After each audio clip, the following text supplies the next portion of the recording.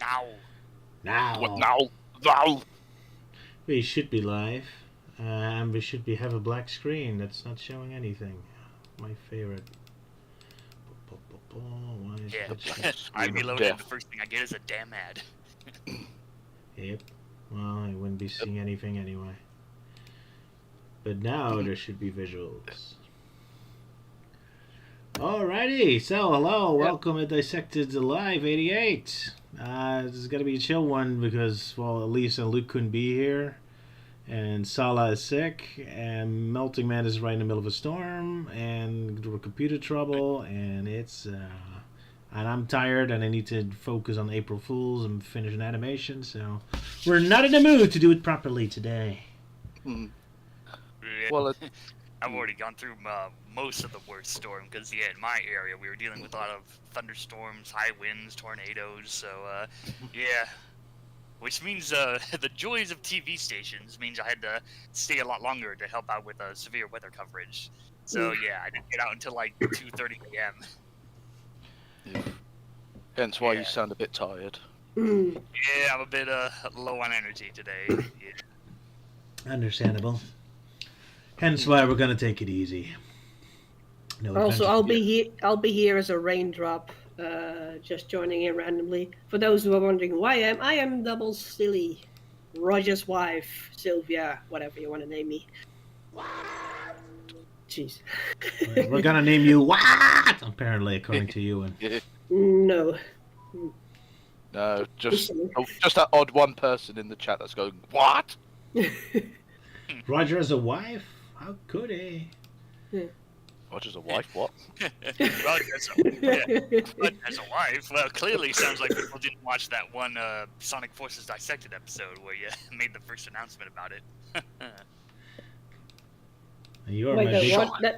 that Roger is a wife? What? Did he announce that? Yeah, you know, like in the Sonic Forces Dissected episode, when like Roger was like, "Oh, the game gives me like so many parody ideas," and then he like grabs you on screen, and then Luke is the one that drops the bombshells, like, "So I hear you're going to be marrying this kid," or something like that. Oh, that way. Okay. Yeah, that episode. Yeah. But yeah, hello every single one of you out there in the chat, and welcome to Roger's stream. Indeed. Roger's mellow stream. Yeah. Yeah. Not much to say about, huh? Just at least recompiled, maybe the DC stuff, maybe. Yeah. I don't know. Well, at least there's. Well, despite all the storms and recent copyright shit thing that I got in one of my videos, I guess one positive thing I'll say is that soon after the stream, I'm gonna try and go and see The Day the Earth Blew Up. You know, that one Looney Tunes film that didn't get very well with advertising, but fuck it, I'm gonna see it. Yeah, I wonder if you're also gonna be alone in the cinema, from what I've heard from other people. Yeah, who knows? Really that bad? It would be funny if that... Well, like, no, the reason, I think the main reason of why that happened is mostly just due to a lack of advertising. Like, there's been barely any trailers for it, so, you know, it's mostly just been more of a case of word of mouth on Twitter and whatnot, and so, you know, there's only so much that can carry. I guess there's words about what happened to Space Jam, too. Yeah, but then again, I feel like this is just more of that case of, you know, like, oh, big Hollywood studios and advertisers like, oh, traditional animation, oh, this is child stuff, oh, we're too extremely prejudiced for this kind of shit. Because, yeah, it's all about live action and CGI and stuff, yeah. Yeah. 2D animation? Throw it in the trash, Bobby. Yeah. No, I have to say, though, that whenever people do have seen it, they do have good reviews or good messages about it, so that's something. Yeah. Might not help them. I mean, it happened with Dread before, years ago. I remember. Everyone loved that movie, too. Yeah. In some ways... Sorry. In some ways, it just kind of makes me wish that I would just move out of the U.S. and, like, I don't know, to Europe or, you know, some other part of the world that still keeps, you know, traditional animation alive and it's well respected and, you know, not us, we dumbass Americans being like, oh, this is child stuff. There's nothing, like, emotional or impactful you can get out of drawing cartoons and all that. Which country would that be, though? Because I'm thinking, like, maybe France, but you need to be able to speak French. Belgium? Yeah, I don't know. I'm probably thinking of French. I know, like, I'm thinking more of somewhere in the European section, so maybe France. I yeah. think it's only Japan that has a lot of 2D animation, not in the Yeah, Netherlands. yeah, and Yeah. animes. So, but we yeah, Dutch have a yeah. lot of 2D animation. Although we did recently have one with Heinz. He got his own animation. Although I'm not sure if it was in cinemas. I think it was only in DVD. Oh yeah, I remember you brought that up in one of your Q&A videos. Yeah, but yeah, I don't think it's like a great example of 2D animation. It's more like Flash animation. But it was something, I guess. Hmm. Wait, Heinz? Yeah, Heinz, the comic book cat, the Garfield lookalike. He has an animated movie. Oh, okay. Yeah. Yep.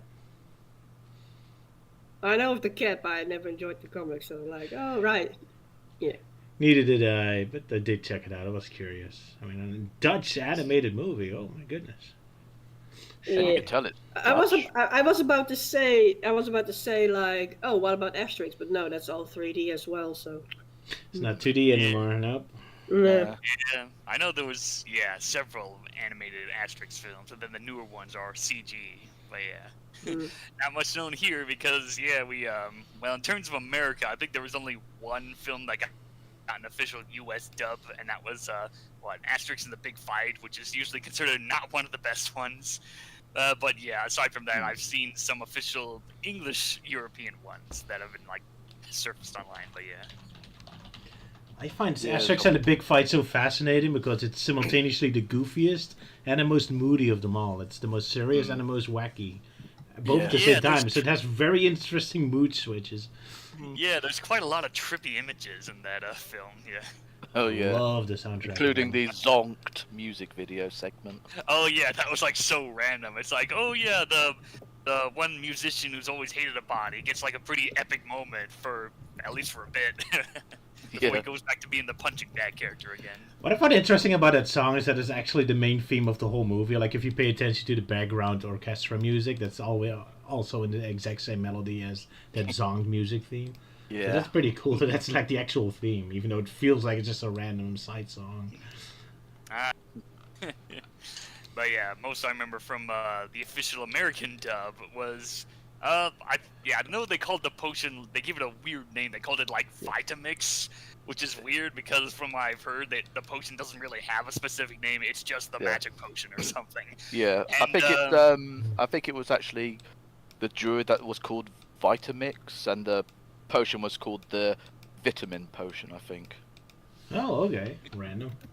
Yeah, so yeah. Because this was because naturally it was the American dub, and they changed a bunch of stuff around, like names to certain characters. So for us English-speaking people in the UK, we were very grumpy that, like all these characters were named differently. I'm just like, how dare they not name the General Chaos? Hold on. The original names got changed for the British as well, so don't shout it too loudly, like, oh, they changed the names, blah, blah, blah. I know. Like, you did it too, so...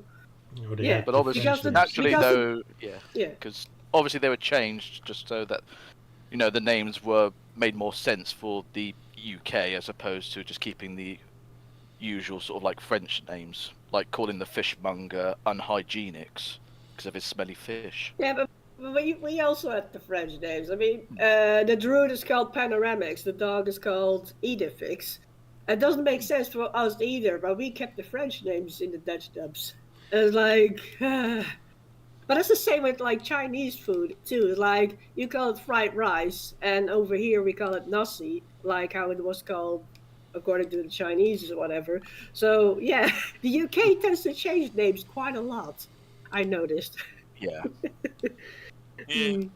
I just noticed someone in the comments saying, my favorite Asterix film was The 12 Tasks of Asterix. Like, Ooh. I've seen that one. I've seen, like, an official English dub of that. It's like, yeah, that one's good. Although I've heard that's one of the more non-canon adventures from what I've heard.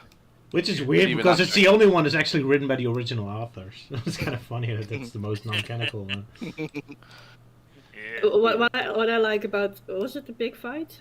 Where the druid goes insane a lot. Yeah, loses that's his a big mind. fight. Yeah. Yeah. I just love the Dutch dub of that one. How the voice actor just did such an amazing voice with when he was like crazy and such like woo-ah, like. Oh, I just loved it. Like he went full out doing the voice acting. Of And that's that thing. Paul Gorkum. He's always awesome. Yep. Yeah, woo-ah, like with the giggles and such, and The- amazing. If you have the chance, go have a look at the Dutch version, just for a little bit, just the bits where the druid is being crazy. Yeah. So yeah, that's kind of interesting with the English official English dub. So like with the big fight, one noticeable actor that caught me by surprise was Tony J doing the narration for that film. So like, oh Yeah. hey, Tony J, good stuff. I can't. But Yeah, yeah, I I can imagine. Sorry, I was just. I imagine that's why they must have used him. Must have used the American one as opposed to the UK one, just because it was because when they did release it on DVD with the American dub, I think it was around that time when Tony J passed away, and I thought they might as well use him as some sort of like clout or something, just to get people, enticing people to get it, because it's like, oh, this was Tony J dubbed this. I'm like, even though it comes at the cost of it being a bit annoying, where he has to keep dropping in puns as he explains what's going on, as if you can't understand it yourself. Yeah, but yeah, the voice acting stuff. Like, I imagine the voice cast is more consistent in Asterix's original homeland or whatever. But yeah, for like official English dubs, I imagine most Americans might find it annoying because the English voice actors are never consistent. Like, it's always a completely different cast in every Asterix film. Yeah. Like, I think there was even one version, or at least one film, where they got oh damn it, I can't think of the guy's name, but he's done like several voices. Like, he voiced the big dog from Two Stupid Dogs and some other stuff. But yeah, I think he did Asterix. Yeah, Two Stupid Dogs. But yeah, like there's one official English dub where he actually voiced Asterix. And of course, one where Lister from Red Thing did. Red Dwarf, yeah. Red Dwarf, yeah, also played In Asterix. Asterix Conquers America. Oh, Brad Garrett, that's who I'm thinking of. So yeah, Brad Garrett actually voiced Asterix in an official English dub. There you go. But yeah, for those who are wondering, Roger is indeed animating while we're talking. Yep. Yes. So what are you working on, Roger?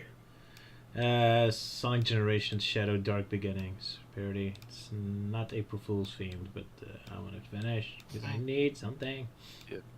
Also to Rhino says, so this is the mom, Roger's not animating again gag, in fact wrong. Indeed. Even though that gag has been dead for a while now, but Yeah, it was like fun for a while. It was like, fun at first, but then like after a while, like at least on my end, I'm like, yeah, I kind of think the jokes kind of ran its course. Yeah. But it was amusing at first, yeah. Yeah. Fair enough. Yeah, sorry for the interruption, but I was like, yeah, let's quickly explain what's going on the screen. Yeah. Because of the fact we're talking about Asterix, but yeah, we got something else that, like Rouge being dismembered. Okay. I'm not looking happy about it. Okay, let's think about this. Sonic is on the screen, or like Shadow and such is on the screen now. You're talking about Asterix and Obelix. Would Big the Cat be a good Obelix? He's strong enough, I think. Or the other one, like- Yeah. I think he's more of a suitable Obelix. Yeah, he's definitely got the build there, yeah. Well, Especially since Roger, based in his earlier animations, like Sonic and Other Madness 3, where basically he just drew Big the Cat wearing Obelix's trousers. Oh yeah, I mostly remember that from Sonic Movie Madness, yeah. Yeah, I guess I already did that reference somehow for some reason. Yeah, that was just that weird moment. It's like, oh, gotta give Sonic and everyone clothes because, I don't know, it was the style at the time. I wanted to be consistent with the ladies, but yeah, there was a style indeed for a moment. I'm not doing that anymore. Didn't last that long. Nope. Yeah, it looked kind of dumb. Oh well. Yeah. It worked for that parody since they all had to dress up like movie characters anyway. Rhino says maybe if Rome steals Froggy. There you go.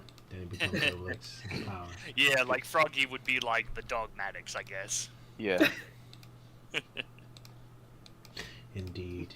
Yeah, so Big is Obelix, Froggy is Dogmatics, then who would be Asterix?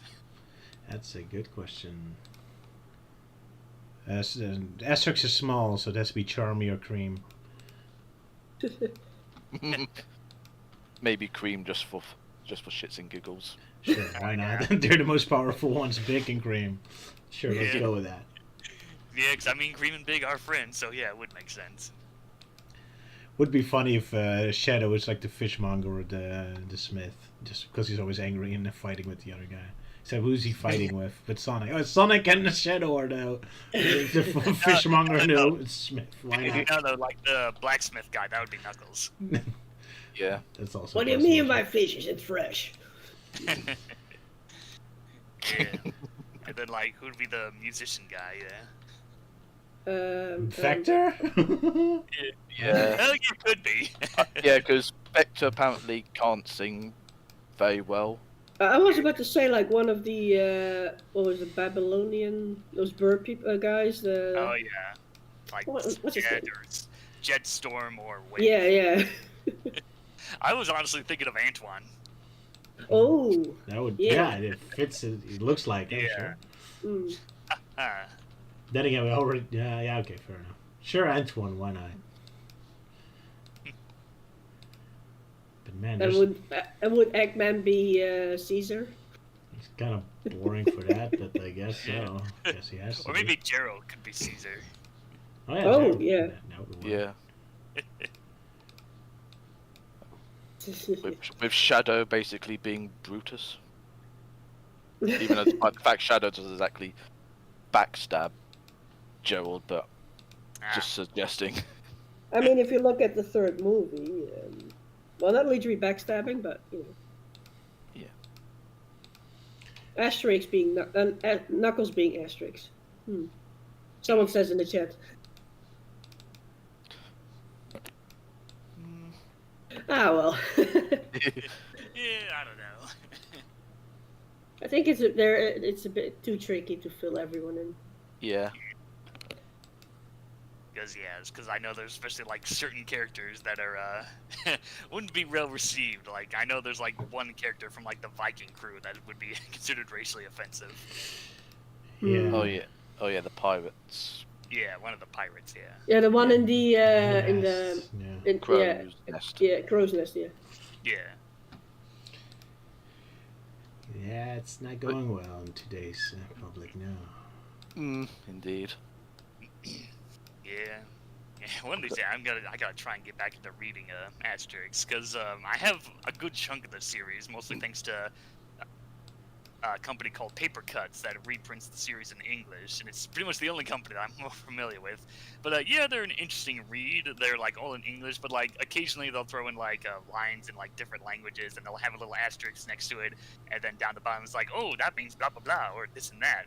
So yeah, so they've made well, I'm trying to remember. I think 10 volumes. They're like 3-in-1 volume kind of deals. So I have a good chunk of them. So that means I have like 30 out of the 40 stories. Yeah.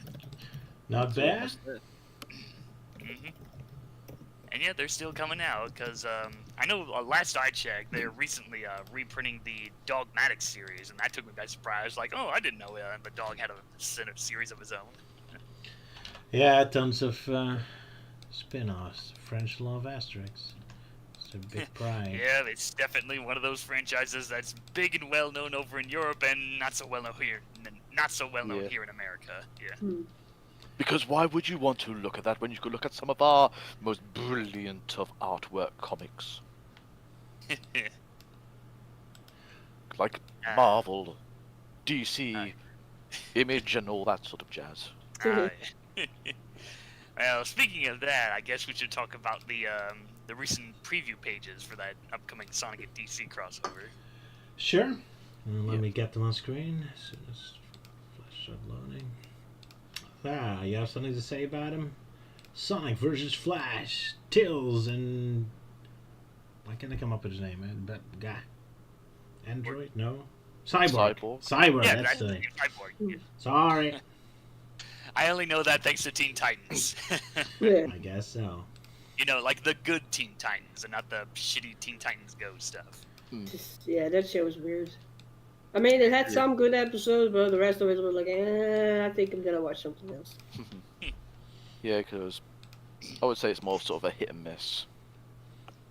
I did like the gag in the movie where they first save Batman's parents, but then have to change the past again, so they just casually kill them off again. It's pretty bleak. So there's that pages, and then recently there's a few new pages that came out with some actual dialogue, and of course, knowing the fan base, they're already bitching about it because like, oh, they reference like Little Planet, oh, it's Flynn, damn you, Flynn, I hate you for no reason. Oh no. Yeah, you know, that tired shit, yeah. Honestly, I feel like with that kind of hate, with all the references being more common these days, in some ways, I kind of feel like that kind of hate is only coming from kids who grew up on, like, the meta-era version of Sonic, you know, back in the 2010s, where it was all about Sega and Aaron Webber, that's like, oh yeah, Sonic's all about the memes now and the self-deprecations, don't think too hard about the references. Yeah, is the reference really like a negative now? I mean, I get it in Sonic Frontiers, because in Sonic Frontiers that's literally all you got, because there's no real actual story happening. So it's like, well, we have to fill in 5 hours of cutscenes. Well, there's absolutely no story. Let's just make references, I guess. So then I can understand you hate it, but just references in and on itself, immediately bad. That's a bit extreme. Oh, well, I guess people are just kind of sensitive to it now. I mean, that's the thing with Sonic fans. When an element has been overused too much, they get really angry about it. Like we got really angry about Shadow and Dark Monsters in the 2000s. And of course, I get angry by Green Hill Zone now. I guess if something wore out is welcome, then we're just kind of getting very sensitive towards it. Not again! Go away! I guess that's what Sonic fans are, huh? Yeah, pretty much. Always flip-flopping from one extreme to another.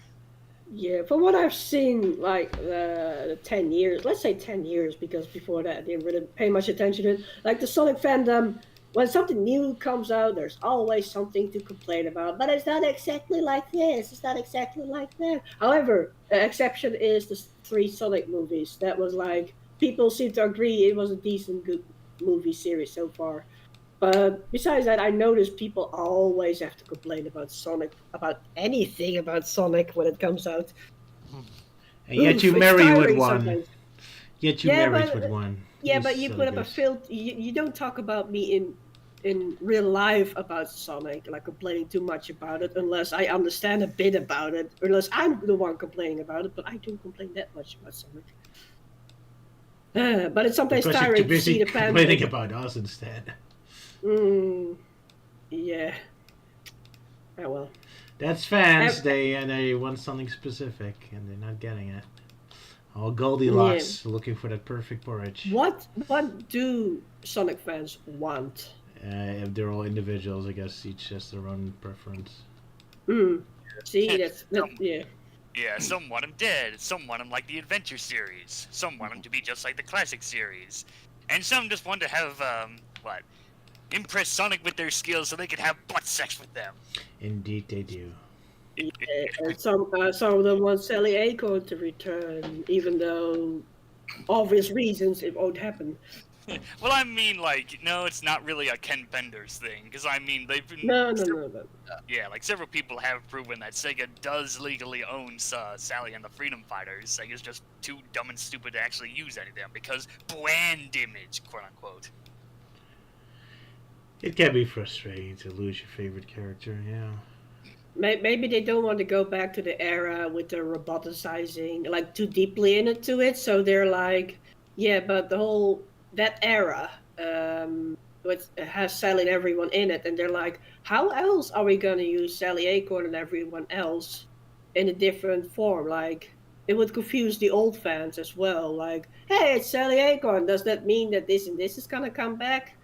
They have to, like, start from scratch, and I don't know, just... It might be too complicated. Probably, yeah. I mean, Yeah. how would they appear? For example, what if they decide like, hey, let's try to put Sally Acorn, Antoine, the whole gang. Let's put them into the Sonic IDW comics. How would they have? Or how are there? How to say that? How do they have to do that to make it work? Just make it a neighboring kingdom. Yeah. Just I mean, like the only thing that Chris can, Hmm? I mean, the only thing that can make it work is if they had already established that IDW Sonic is its own separate universe and not part of the game canon. But no, of course, Sega had to say no. IDW Sonic is canon because apparently that's just their stupid way of like trying to appease fans. Like, oh, we'll just say the magic word. Oh, it's canon there. Forget. Yeah, we don't care if there's like major contradictions or anything. You know, like Sonic Prime's case and all that. But yeah, like we don't care. We'll just say it's canon, and people will give us money for saying it. Yeah. Doesn't matter at this point. Sonic doesn't have any world building, so it's just there's just nothing. There's just shapes and an empty limbo with Green Hill's own gameplay in it. So whatever. Yeah. It's just Yeah. brand. It's just here are brand shapes that you like, and that's Sega wants to sell on merchandise of. That's it. Gears of Yeah. Sonic. There's no cities. You're There's like no Sonic. world. Yeah, Yeah. especially with IDW Sonic with its lack of world building, which, yeah, I think I've mentioned, like, I'll try to just drop the series and whatnot, and yet I'm still going, which I feel like the reason why I'm still kind of going is because, like, when I was, you know, big fan of Archie Sonic and followed that series when it was active, I didn't start at the very beginning. It was, like, a chunk of the series, so, like, obviously I don't have the entire series, so I guess with IDW, I was able to start at the beginning and still continue to there. So I guess I just didn't want to repeat that same mistake like last time. You know, oh, gonna try and collect all the series, so you know, so that people on eBay don't jack up the prices on them. Yeah. Understandable, yeah. I'm Yeah. waiting for IDW to get back to it on the stream.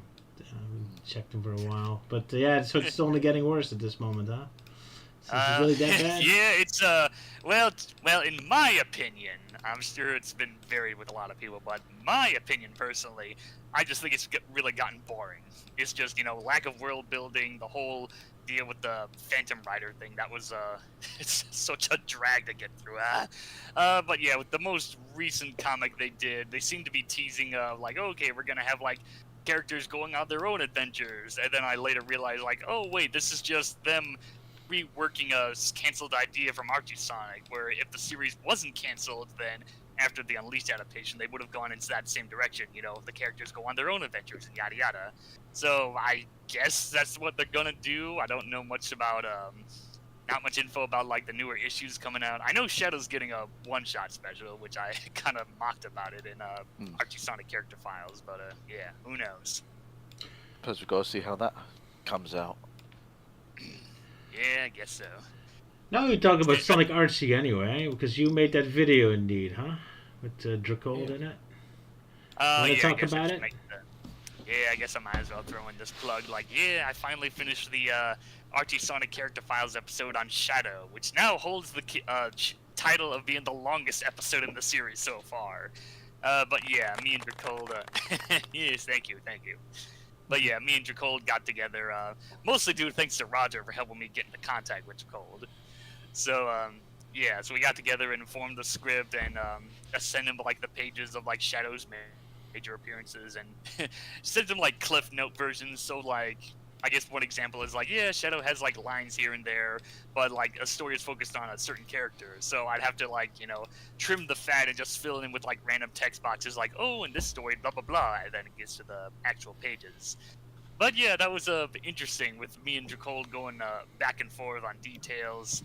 And, well, so yeah, when he sent me like his first impressions, that was kind of a bit negative, or at least just his first impressions, which I think he posted on his DeviantArt account. But yeah, so we reworked the script. We like kind of try to keep it more steady flow. I really didn't want the episode to devolve into a kind of thing like, you know, oh, we have to constantly stop the video just to point out, oh, look at this thing, look at that thing, look at this there. I call it hitting the brakes, and I just really don't want to do that because it just really fucks up the pacing of the video, or at least how I pace the video. So, I was reading his because I was kind of frustrated because I kind of like what Dracold was saying. Was he was actually analyzing it while you were just going through the plot, like, oh, this happens, this happens, this happens, this happens, this happens, and like it just feels like a grocery list. Well, Dracold is actually trying to understand how you actually get from issue 1 to issue B. I found it so fascinating reading his file because apparently Archie Comics never really had a plan for Shadow. So one comic he's like allied with Dr. Eggman, but then even in that same story he's already acting against Eggman, and then the next story he just teleports in and starts fighting Sonic, and the next issue he's doing something else. Like there's no plan at all. He's just bouncing all over the place. Just dunk him into a random story somewhere. Yeah, there's Roger, weird. hold on, Roger, you keep cutting out a bit here and there. Oh yeah. Oh really? Yeah, So- it's mostly on Roger's sort of It's- Discord, yeah, and it's it's on fine Roger's. on the stream itself. It's just on Discord it gets a bit cuts off at times. Oh, Yeah. that sucks. Sorry. So yeah. So with Hold on. Roger, when you look at voice connected, you see like Discord the- or an OBS or where? Sorry, Discord. You see like the disconnected button, obviously, but then there's a button next to it that says noise suppression powered by Crisp. Is there a stripe through it, or not? Say again where I need to look. I have no idea what. Next to the disconnect button. Yeah, there's simple. turn off microphone or. 1 second, I'll Options. come over. I'll come over. This is why we're being casual, people. Oh, now I see it. I see it. Because any other time we would just be like, we'll worry about this later on, but now it's all mellow. We've all got to sort this out right here, right now, for your viewing It was pleasure. like that. So I might as well quickly bring this up. So Jagger, as Archie Sonic character files Wes Weasley when? Well, actually, I kind of already did Wes Weasley, and it was the episode where I covered Breezy and Honey, and then I threw in Wes Weasley as a bonus, mostly because he only had 2 panels of screen time. So it's like, okay, it takes place in the same story, so we'll throw that in as a bonus. So yeah, I already did Wes Weasley. How nice. But anyway, with Archie, Archie's story's always this random. Was just with Shadow because he is such a mess. No, it's not just Shadow. There's like a lot of other characters. I go through like weird story beats and whatnot. Like I think I kind of mentioned I think one example would have to be like Antoine. So there was this weird moment where after Sonic like returns from being stranded in space for 1 year, it seems like a lot of things have changed, blah blah blah. So we see that Antoine and Bunny, who were in a relationship, well now they're not in a relationship, and like, oh, Antoine's like this jaded warrior who's like been through the war and blah blah blah and has the scar, and apparently that was the original direction Carl Boilers wanted to go with, but surprisingly Ken Penders didn't like that idea and completely changed it up. It's like, oh no, that's not Antoine, that's like the evil Antoine, Patch from Scourge's Dimension, who's come over and done stuff, blah blah blah, replaced him. So then we got the he's like, oh, we find out he's a fake, and then the real Antoine's like stuck in the other universe, and they had to bring him back, and then we got the Bunny and Antoine back together. So yeah, it's a bit convoluted, but in some weird ways, you can actually thank Ken Penders for keeping Bunny and Antoine as a couple, I guess. But at least there's an attempt of him. He's actually doing something in the story. Oh, that was a different Antoine. So at least there's a little bit of back and forth. But with Shadow, there's nothing. Like between the issues, you just warp from one position to the next. There's not even like a transition. There's not even like an awkward attempt to change it from one point to the next.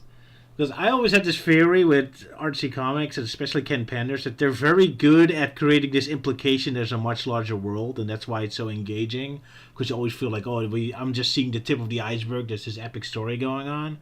Yet if you actually pay attention, start close paying attention, there's really nothing there. It just kind of randomly warps from point to point. Yeah, that's kind of the deal with Ken Penders in most stories that he's written. Like, most of the time he, like, builds up to something with characters and whatnot and just leaves them abandoned. They don't get, like, any proper conclusion or anything. That was always a bad habit with Penders. Like, always, like, setting up stuff and never really following through with that. Yeah, that's a real shame. But, yeah. So yeah, with the Shadow episode, yeah, when me and Jacob putting down the script and doing lines here and there.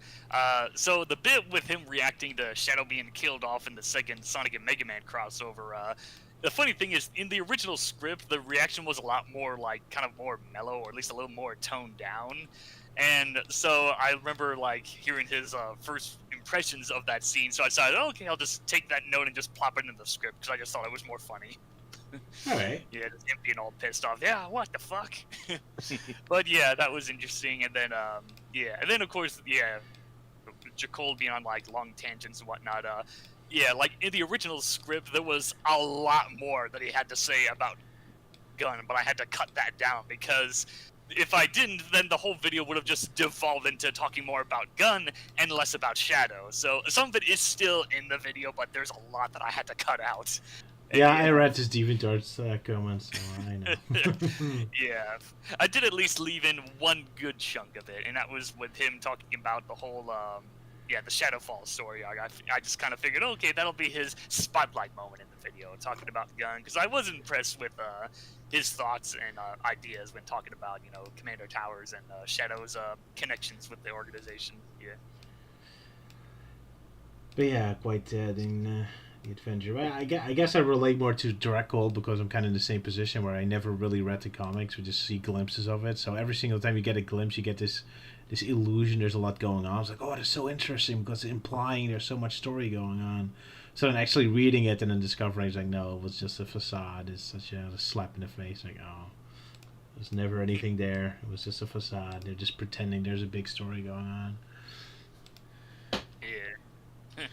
Well, I guess it just depends on who's the writer and whatnot. Because I remember when I did Mecha and Adam, I talked about, like, one really just was kind of there. And it was mostly more on Adam's case, where he just started off as just a generic, monitor guy that having the title being Robotnik's quote-unquote son.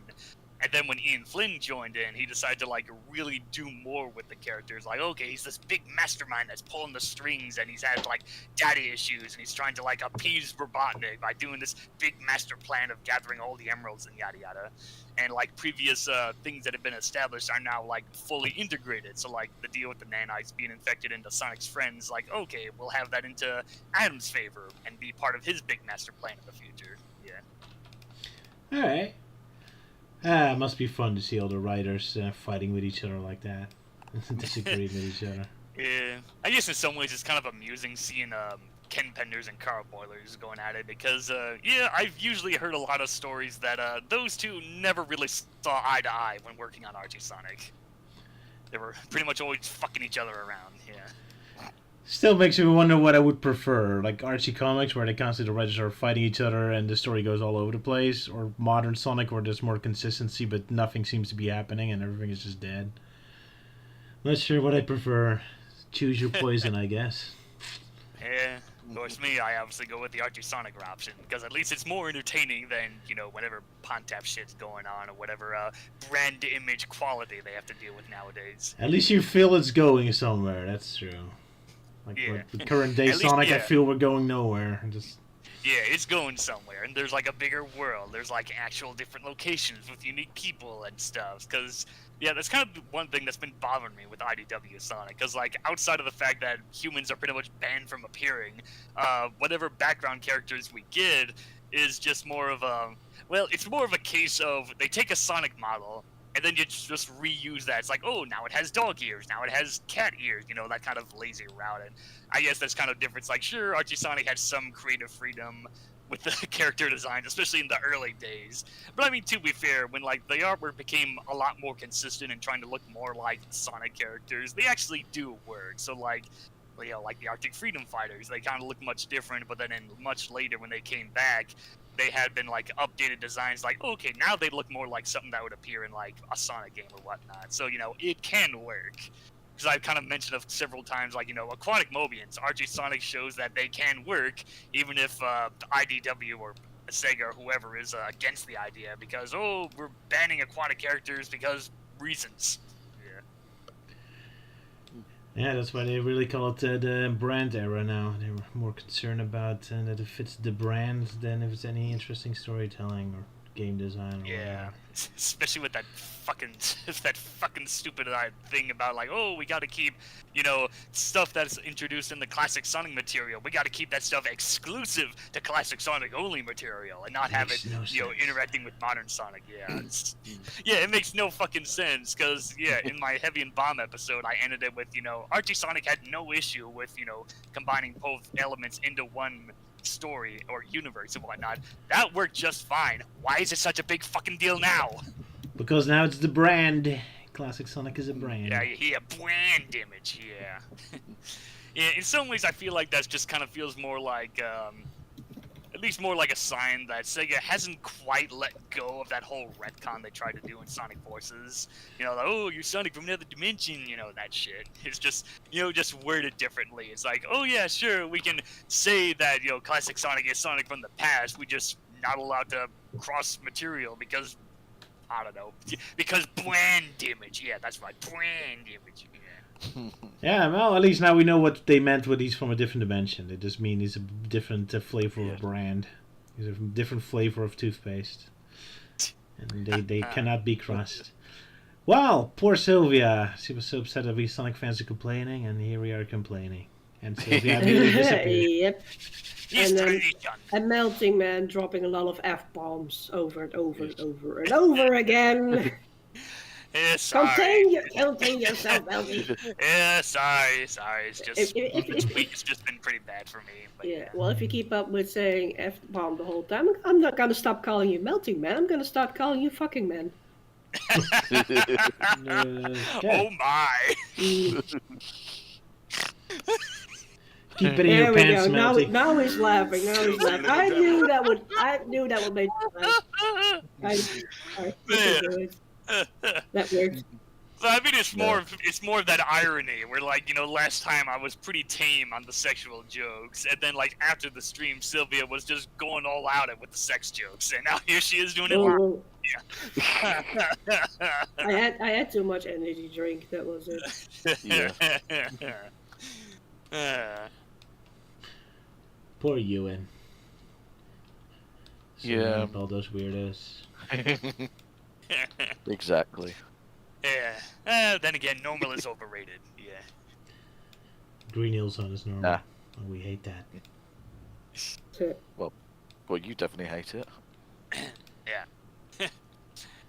Yeah, somewhere in Roger's basement, he has like a full-scale model of Green Hill Zone. And he just constantly bashes to relieve stress. Yeah. Wait, we have a basement since when? Well, more like more in the bike, a room more like in the dedicated to bike garage or whatever you call it. yeah, Bike like garage, yeah. I mean, Basically, just recreating Green Hill Zone out of like cardboard and such, and then yeah. when it's all completed, Roger suddenly just goes stomping all over. It's like saying, "I shall destroy you now, Green Hill Zone." Yeah, I'm mostly just kind of thinking of this one scene from the Country Bears movie where like the main baddie has like a scale model of like the Country Bear like stuff that he wants to like destroy and dismantle. So like, you know, he like pushes a button, it's like, oh no, Country Bear's gone, and then he like does it again and again and again. So I'm like, yeah, imagine that, but Roger with Green Hill Zone. Well, Sylvia complained, Melty Man complained, I complained. Euan, your turn. What do you want to complain about?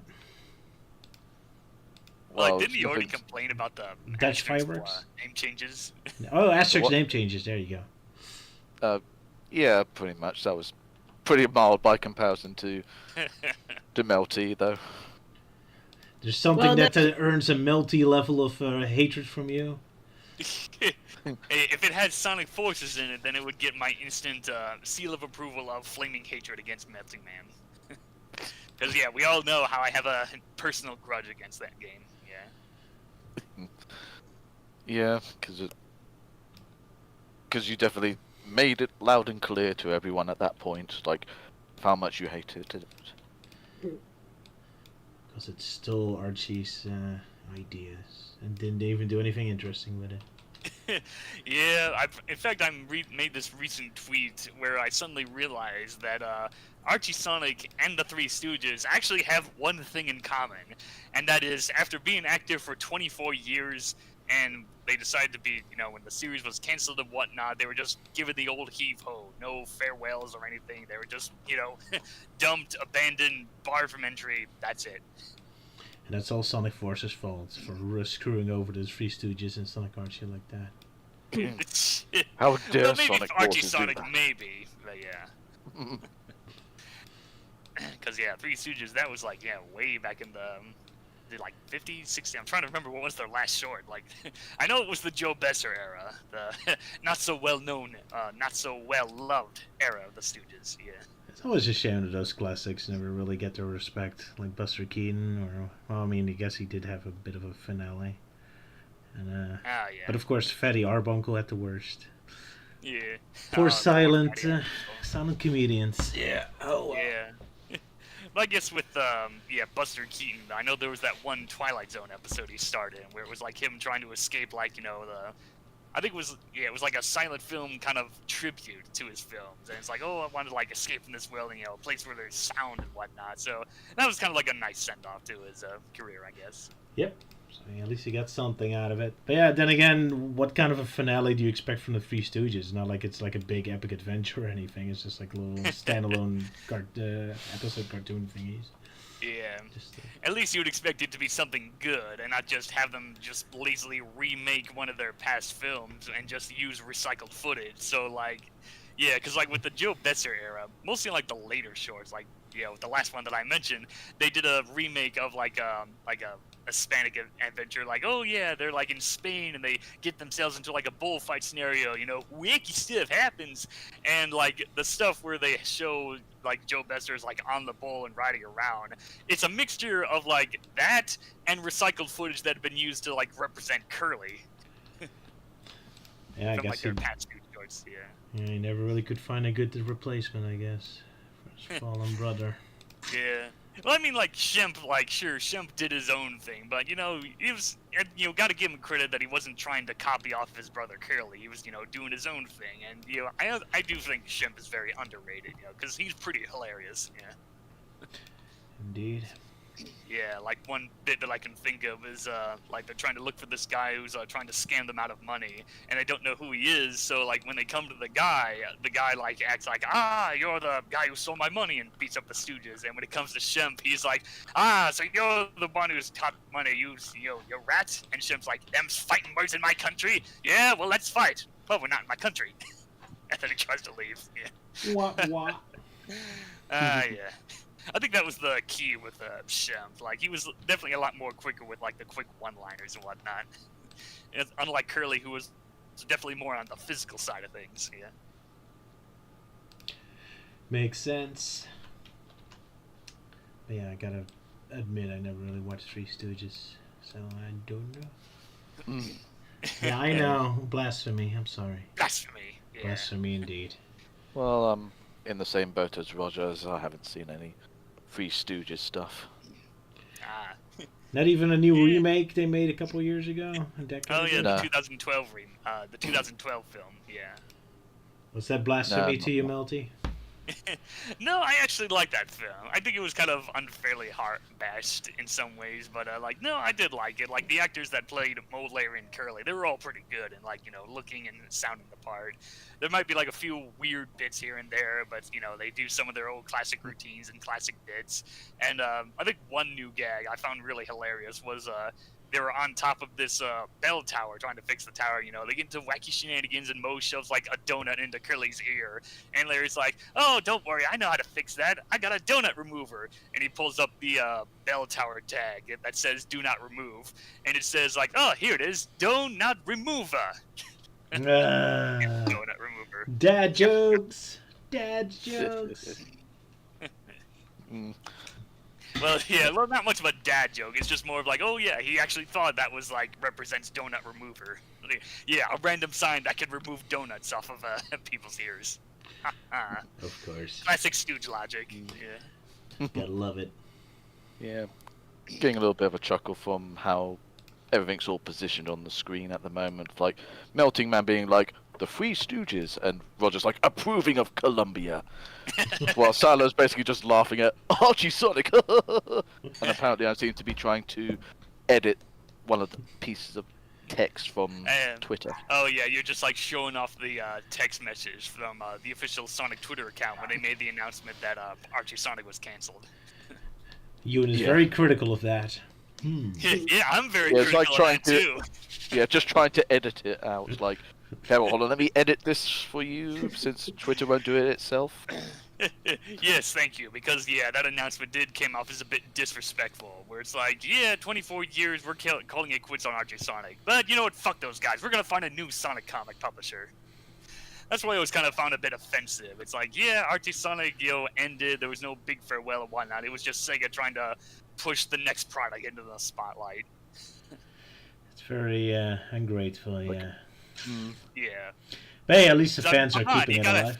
Yeah, because I mean, come on, it's like the Archie Sonic series still holds that title of being the longest running comic series based on a video game franchise or any kind of fictional franchise, So, you think Sega would have at least some respect on it, but nope, they don't because, I don't know, Sega hates Americans, I guess. They don't really care Your what's... words. Your words. Yep. Melty's words, not ours. Just saying. I mean, that's one thing that's been really annoying me with all this, like, big gatekeeping going on with the fan base, like, against, like, the Western side. Like, it's just really sad how these days there's just been more and more prejudice and gatekeeping against, like, the Sonic stuff from the 90s, like Adventures of Sonic or Archie Sonic or, that side of it. They want to, ban it and consider it the black sheep because, it's not on brand. Yeah. Whatever happened to the days when we all agreed that, Adventures of Sonic and Saturday M were the best stuff since sliced bread? We started getting old. They were always under attack, sadly. Sonic fans always something to complain about. Mm-hmm. Not me. You're I'm gonna always complain about happy and something. cheerful. Unless it's about Green Hill Zone. Yeah. Roger says convincing absolutely no one. Not even his wife. Yes. I made my entire career of making fun of Sonic and complaining about it. What do you think? That It's is true. fun. That is true. It's exciting. And it makes me money. So, Money. Okay, Roger, here's a challenge for you. uh-oh. Green Hill Zone in 5 minutes. Well, that's easy. Just show Green Hill Zone and there it is. Greatest animation ever. Yeah, but it's not funny just showing Green Hill Zone. It's not funny. I mean, you're the comedy man. Come on. But that is the joke, though. It's just Green Hill Zone. It's just there.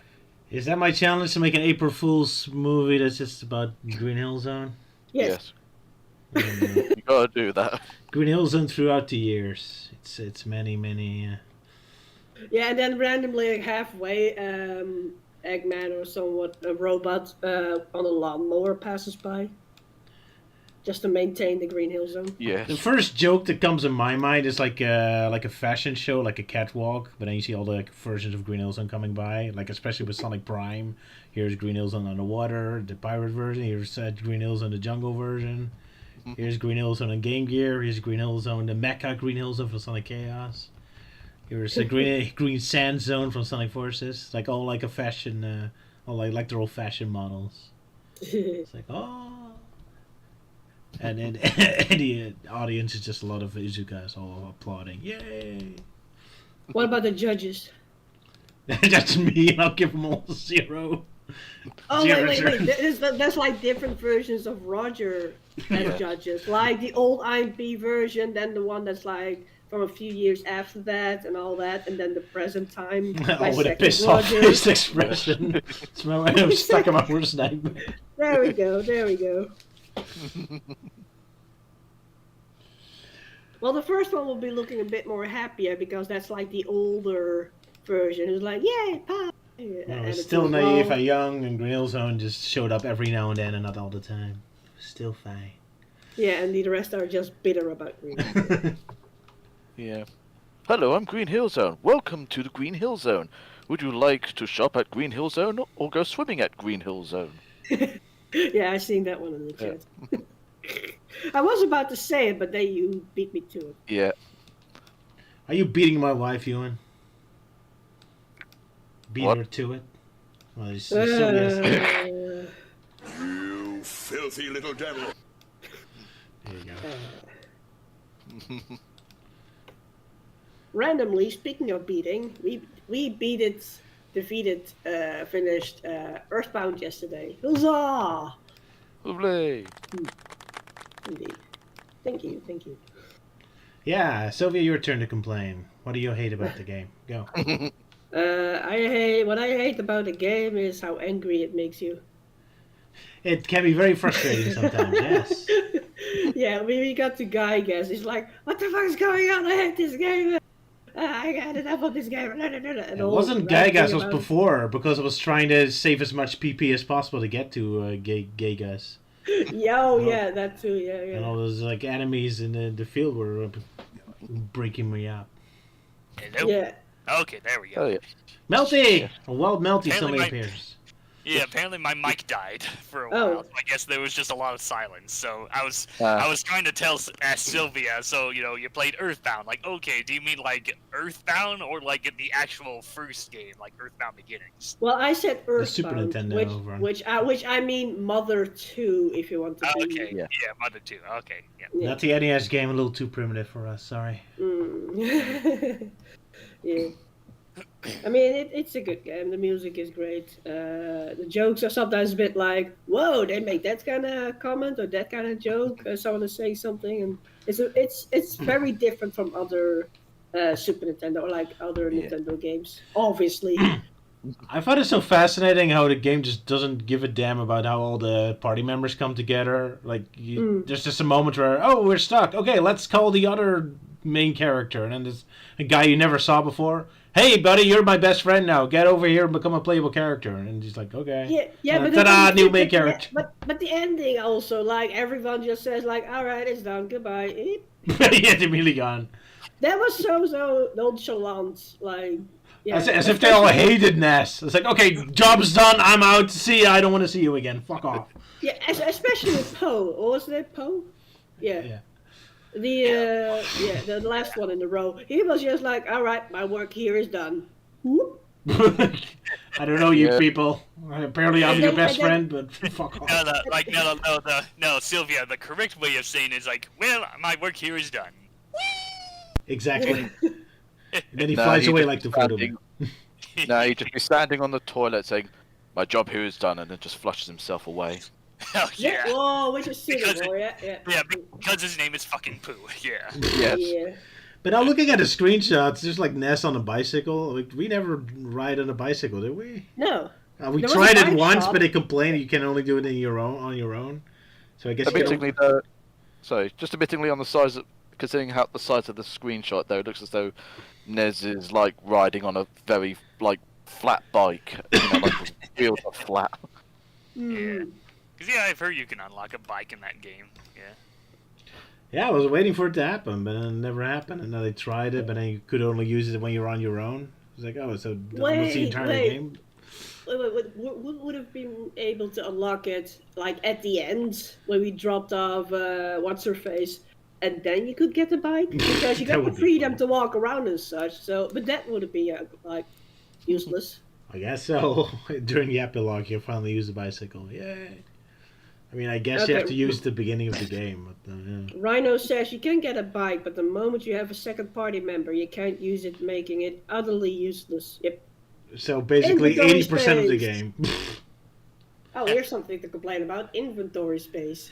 Oh, especially since half your inventory is stuck with all story elements constantly. You have to have your phone, and your this, and then an eraser. Get rid of that stuff, I need healing objects, damn it. Or the brain coin of Poe is like he needs that coin in his inventory to be able to use his powers or whatever it was. We never tried it out or anything. It just was there in the inventory. We didn't drop it or such, but just like, all right, yay, more inventory stuff. Also confused us a little bit because the game was like it ended, the end credit was passed, and then suddenly was like the shot like in Ness, no, not Ness. Wait, Ness? Yeah, Ness. We use different names anyway. And he woke up in his bed. It was like door knocking and everything, and we were like, wait, did the game just restart? But no, it was just an extra bit. But also when we woke up, his dad in the game, his dad called like, oh, you've been playing for a little while. Don't you think it's about time that you take a break? Blah blah blah. Like, is that supposed to be a joke or whatever, or is that like very well timed stuff? Because that message does sometimes pop up that his dad calls like, shouldn't you take a break? That's funny when it happens like 5 minutes into the game. It's like, oh, you want to restart the game already? Yeah. Hey, get off that game and read a book, son. Also, that is loaded. Yeah, we're pretty rich at the end of the game. That's we quite even a lot. We even kept getting money during the time we couldn't even spend money anymore because it was like in that one area at the end. So, yay, money! We can't use it anymore. Woo. I always love that in RPGs. Yeah, when you're stuck in the final zone without going back, you still get items you need in the town. It's like, why? Oh, or that the pizza company decided to quit because all the pizza delivery people, what's it called? They all quit because they got tired of delivering it to faraway places and all that. I'm just like, yep, that's perfect. That makes complete sense. We were their only customers anyway. Yeah, exactly. But yeah, an overall good game. Quite sick. Yeah, that's good. You need some patience though because you need to level up and all that. And Yeah, I think the recent games I've been playing are mostly a few Looney Tunes themed ones, you know, like the Bugs Bunny Crazy Castle series. Yeah. Yeah, like so far I've only played the first 2 games, and it's like, yeah, they're like very basic and whatnot. I do think 2 is a little better. It's mostly because in the first one there's this weird thing where, you know, if you're going down this, no wait, I think if you're like falling or going down the stairs and what, well, okay, going down the stairs that's done automatically, but if you're going up the stairs, it's like you can like stop in place and whatnot, but you can't do that when going downstairs. And when you're like falling down to a platform, it does this weird bit where like Bugs moves forward a bit, and it's like, yeah, that's kind of annoying, especially if you fall. It's like, okay, you land on a platform, but then he moves forward and falls on another platform. But yeah, the second game doesn't do that, and yeah, I haven't played 3 and 4 yet, but I imagine they're like exact copies of 2, especially since they're on Game Boy Color. But yeah, who knows? I guess I've just kind of been in a Looney Tunes gaming mood with the day the Earth blew up with that coming out. So yeah, I played that. I played some of the classic PlayStation ones, like the Bugs Bunny Lost in Time and I was Bugs about to and bring Taz them up. Those are my favorites. I love those. Yeah, like Bugs and Taz Time Busters. That's one of my personal gaming games that I played a lot when I was a kid. Yeah. I mostly play Taz on Marsh on the Game Gear, but I do not recommend it. It's really boring. But it's the only one I had as a kid. wasn't there also a DOS game of Looney Tunes? Probably. Yeah, I think there's also a DOS game. Yeah. I'm feeling old. Yeah, 'cause I think that DOS game is like what? It's like based on one of the cartoons of like, you know, Bugs Bunny trying to avoid the evil clutches of the evil scientists in Gotham. Yeah, that was it. Yeah. Yeah, that's it. The same era when Tom and Jerry had a DOS game. I remember that vaguely. It always was like in the same room or something. Yeah. So yeah, aside from Bugs and Taz Time Busters, another Looney Tunes game I played a lot as a kid was Looney Tunes Racing on PlayStation. It's like, yeah, that was a fun racing game. Space Race. I had it on Dreamcast. Yeah. No, I'm talking about the original Looney Tunes Racing. Oh, well. Was that on Yeah, PlayStation? yeah, the PlayStation game, yeah. Yeah. So, yeah, that was interesting, yeah, especially with quite a big cast of characters, which kind of made me feel disappointed when I played Space Race and the cast is only like 8, compared to Looney Tunes Racing that had like 20 or so playable characters. Yeah. So, yeah, you got like, a lot of characters, and of course you got like the classics, you know, like Pepe Le Pew and Elmer and Gossamer, and even some of the more like obscure characters, like one I can think of is Smokey the Genie. It's based off of one specific Bugs Bunny cartoon where Bugs Bunny finds a magic lamp that has a genie, and he nicknames him Smokey. But yeah, that was a lot of fun. Only weird thing about the game is the music, and it's kind of hard to explain, but basically it feels like the music is that they just did short bits of a track, and then they just put those bits into a randomizer, and that's how every racetrack feels like. Every time you listen to the music, like the different beats are like purely random. There's no consistent flow or anything. Yeah, okay. I should check that out. Man, the PlayStation 1 really has a lot of kart racers, huh? Mega Man, the Muppets, Toy Story, of course. Oh yeah, Toy Story Racing. I remember renting that a lot. I did eventually get the game on PS3's PSN store. So hey, at least now I can say I actually do own that game, unlike certain other retro games I have. So many games out there, huh? Can't own them all. Yeah. But But hey, hey, when it that's comes where to emulation is for. Mwahaha. Oh yeah, especially when it comes to Knuckles Chaotix, because unless you're a Yeah. millionaire that wants to spend like thousands of dollars on a 32X, a Sega Genesis, and the game itself, then yeah, stick to emulation. Because Sega sure as hell ain't gonna re-release it. Yeah, that's right. I Mhm. mean, I did briefly see it over at like a full copy of Knuckles Chaotix over at the this Retro Hunter store that Roger went to one time, Huh, but they were nice. charging for about £400 for it. Oh wow. I think I remember seeing a copy of that game at a used game store that's close by me, and I think last I remember that was going for like $200, like in the box and everything. Yeah, those are prices, and that's for a game that's not that particularly good. Oh well. Yeah. In fact, the most expensive game that I've ever spent on is a PlayStation game called Tail Concerto, and it's a very interesting. Oh, I 'cause love that think one. It's like Mega Man Legends with furries. Yeah. Yeah, it's like a Mega Man Legends kind of game. I played a little bit of the Japanese version, which okay, so here's comparison with the comparisons of me having both versions. So when I got the Japanese version during my trip to Japan, $30 or whatever it is in yen. So eventually I decided to get a US copy of the game that was sold at another used game store that's close by me. So to repeat that, so the Japanese version $30, US copy that I found $400. Yeah.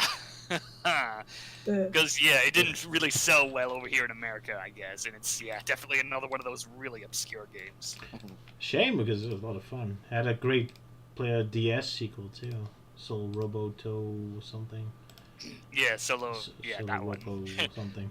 It was that, and I think there was a third game too. I can't remember the name of that There's one. actually 3 new ones, but they feel completely different. They're not like Mega Man Legends. They're now for the PlayStation 4, but it's more of a strategy RPG thing, and a much darker, edgier look to it. I don't like it. But it's still nice. It lifts it on in some capacity, I guess. Yeah. So so in terms of expensive games, the most cheapest one I've gotten, or at least one I can think of, is Disney's The Haunted Mansion on PlayStation 2. And the funny thing about that game is that this came out at a time when like the live-action Eddie Murphy film came out. So you think, okay, tie-in game, blah blah blah. But surprisingly, the game has little to nothing to do about the movie. It's kind of just its own continuity and doing its own story. And it's actually a lot of fun. You're playing the caretaker, or the guy who signs up to be the caretaker to help the friendly spirits and ward off this evil warlock and help the lost souls and whatnot. But yeah, it's kind of like Luigi's Mansion in a way, but still, it's a fun game. And I got that for like $5, which I imagine nowadays the prices have gone up for that game. Ooh, nice. But Maybe. Nice underrated Disney game. Alrighty, plenty of those around. What I've started playing recently is The Legend of Zelda: The Minish Cap. And I remember playing that one on the emulator first, like 15 years ago, maybe 14 years ago, and I was struggling with it. But now I'm playing it on the Nintendo Online Switch thing, whatever. I said it wrong, I know. Anyway, so I'm playing it on there with an actual controller, and it's so much more enjoyable than on an emulator with the keyboard and blah blah blah. And it's a great game actually. Like replaying it again, not remembering anything of it anymore, maybe like 10% of it. Yeah, Nice. I started to crawl up towards my top 4 favorite Zelda games, I think. The music, the story, the characters. Yeah. And if anyone wants to watch me play it, I'm playing it on Twitch a few times a week. Monday, Tuesday, and Wednesdays. Yay. Plugging yourself. We do it at the end of the video. Oh, shit. I think when I was getting more into playing emulated games, I think the first one I properly played through was Conker's Bad Fur Day. And I Yeah. figured, I'd do that because, the prices for that cartridge are, way too damn expensive. Though, funny enough, I actually do have the remake on Xbox, and that was, a little cheaper, because, the original version goes for, 200, 400, I don't know. Too damn expensive for my taste, so fuck it, I'm gonna emulate it. Fair I think enough. the prices for Conker's bad third day for the N64 seems to have started to drop a little bit. I mean, it's still like triple digits, but it's not as bad as it once was. Hmm. Because I did Alright. recently see it going for about £110 at Kicks, which isn't too bad. I mean, I think I saw it being close to 175 at one point. Hmm. So it seems to be going down in price. Ah, yeah. Nice. Oh, yeah. now that I brought it up, now it just kind of leaves me wondering. What was your guys' first game playing via emulation? Hmm. Don't think I played too many games via emulation. I play it I all the think- time. I think the one that I kind of recalled at least trying out, obviously just because you mentioned it, was Knuckles Chaotix, because I know I'm never going to be able to play that game, and especially since, like, you know, Sega aren't doing anything about it at this point, so, you know, thought I'd give it a play, and, well, I'm not going to say it's boring, it's just something a little different, but it's like, but yeah, it's understandable, like, why Sega aren't as keen to re-releasing the game unless they decide that they want to release, like, the ultimate sort of Sonic collection of all these games in one sort of convenient sort of package. But Yeah. that won't happen unless they become, like, stupendously desperate. Yeah. We'll Maybe see. they'll maybe they'll finally come to an agreement with SNK or whatnot and port Sonic Pocket Adventure onto something else for once. Or Sonic Advance in general. Yeah. Anyway, the sequel Oh yeah, to Sonic Till Advance, man. The sequel to Till Concerto is Fuga Melodies of Steel. It's even on Steam, and there's 3 that's of them, but it's very dark and edgy looking. So, Yeah. Looks very steampunkish. Yeah. yeah, it's also a prequel to those. So, and apparently there's copyright reasons that Namco is not involved, so they can't really use the characters from Till Concerto. So it's very distant from it, but it's still supposed to take place in the same universe. So there you go. But I haven't played it, so I don't know. Sylvia, you played them. Me playing Fuga Melodies still? Maybe. Central Wait. game starring cats and doggies. Look. I'll look it up. I'll put it up on Steam, like to check it out later. Sorry, Sal. Apparently there's also a second one. Yeah, and Fuga a third Melodies one. is still okay, and a third one. Jeez. But yeah, I'll have a look at it later. As for Melty's question, what was your first emulator game whenever played? I think for me it was more like through my brothers because they got the emulator, which was for the first games I played was Blue, Red, or Yellow Pokemon. One of the 3. I think not Yellow because my brother was being like, "I want to play it." So probably would have been Red. But besides that, I think mostly the N64 emulator. I played most games emulated on that one.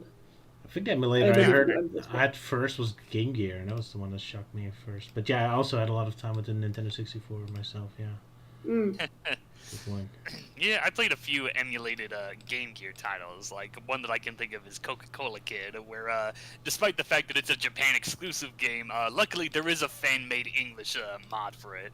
So I was Is it able to needed? There's barely any text in that. But I like that one. It's kind of like, it feels just like one of the Sonic games. With even cooler Yeah. movements where you can actually grab a ledge and all that. It's pretty awesome. Yeah, it's kind of weird. It has, like, same layout as not Sonic Blast, Sonic Sonic Chaos. Chaos. Yeah. And the same kind of music. I think it's the same team, yeah. So if you like Sonic Chaos, you can play that game. Human Sonic. It's not too bad, no. So yeah, was that your first emulated game, Roger, or something else? I'm not sure what the first one was. I do know it was Game Gear, but which specifically? Gee, sorry. I'm not sure. I think Doraemon was one of the first I saw, because that looked great music. Or maybe it was Sonic Blast. Ha ha. No, I did not learn about its existence till way later. Yeah, I actually played through that via emulation, and oof, yeah, it's definitely a rough game to get through. Yeah, and the only value is that it has Knuckles playable on the Game Gear for the first time. Well, besides drift racing, I guess. But, Yeah, it's not a Sonic fun and Knuckles game, are though. playable. Yeah, I guess I will say like there's a few unique boss designs that Robotnik pulls out, but yeah, aside from that, I don't really remember much about Sonic Blast. It's not Sonic's finest moment, no. Together with Shattered Crystal, probably my least favorite one of the entire series.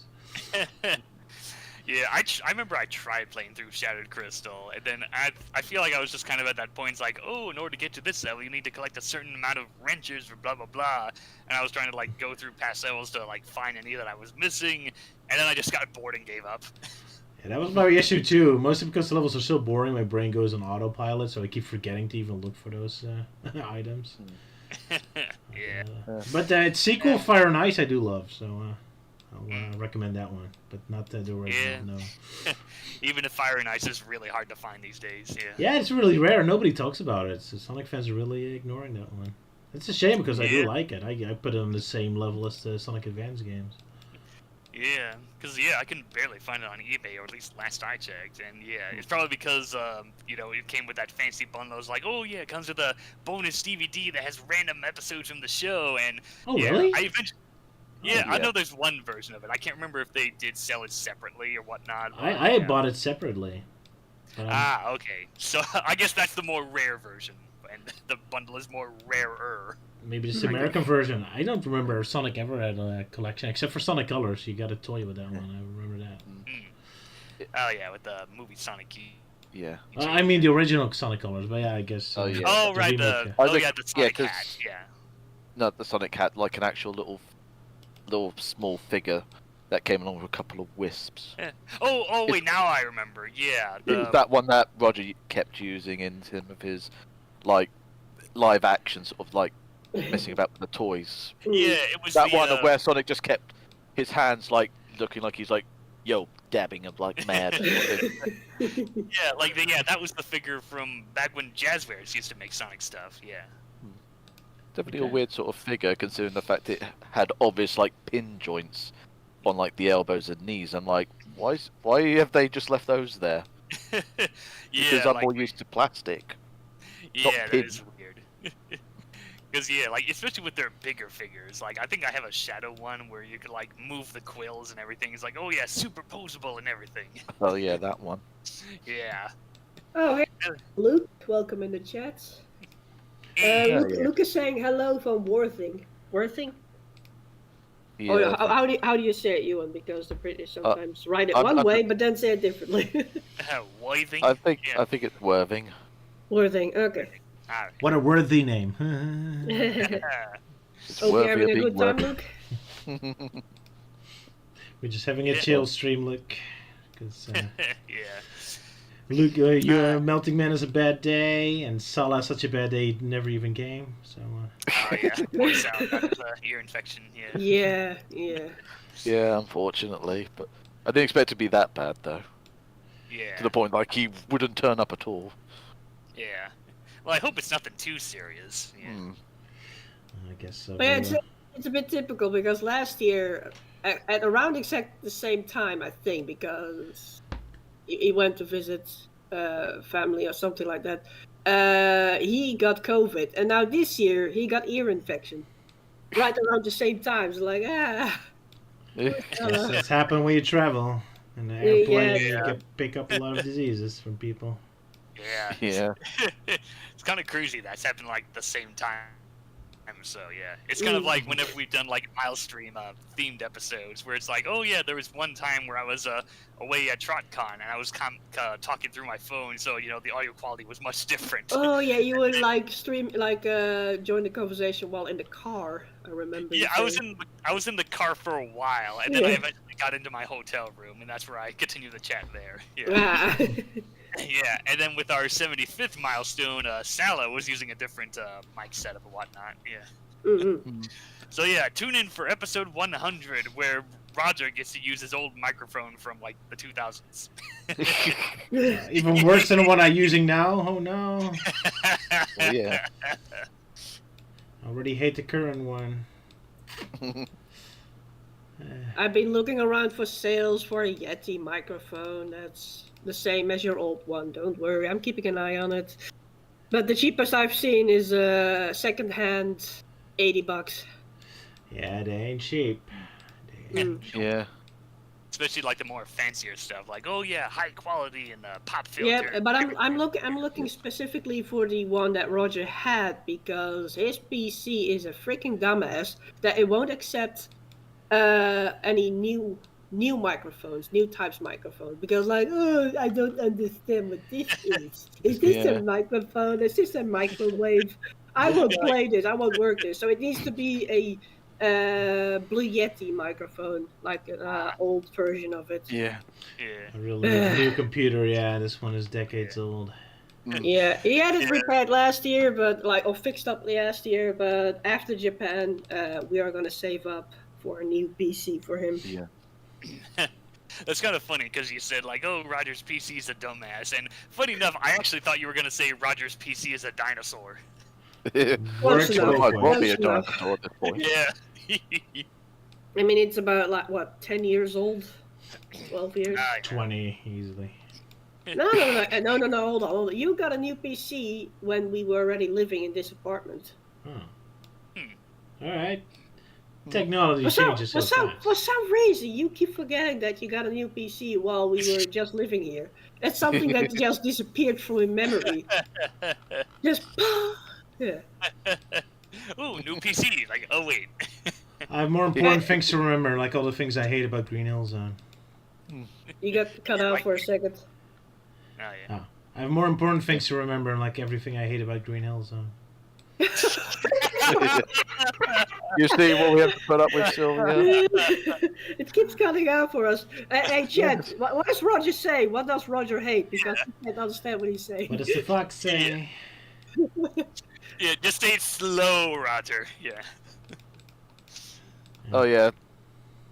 Was just having listened back, and it's him saying like, his hatred for Green Hill Zone. Of course. I figured he would say. I figured he would say that. But for us, it was just getting caught up. The thing that I hate most is, and then it goes every time.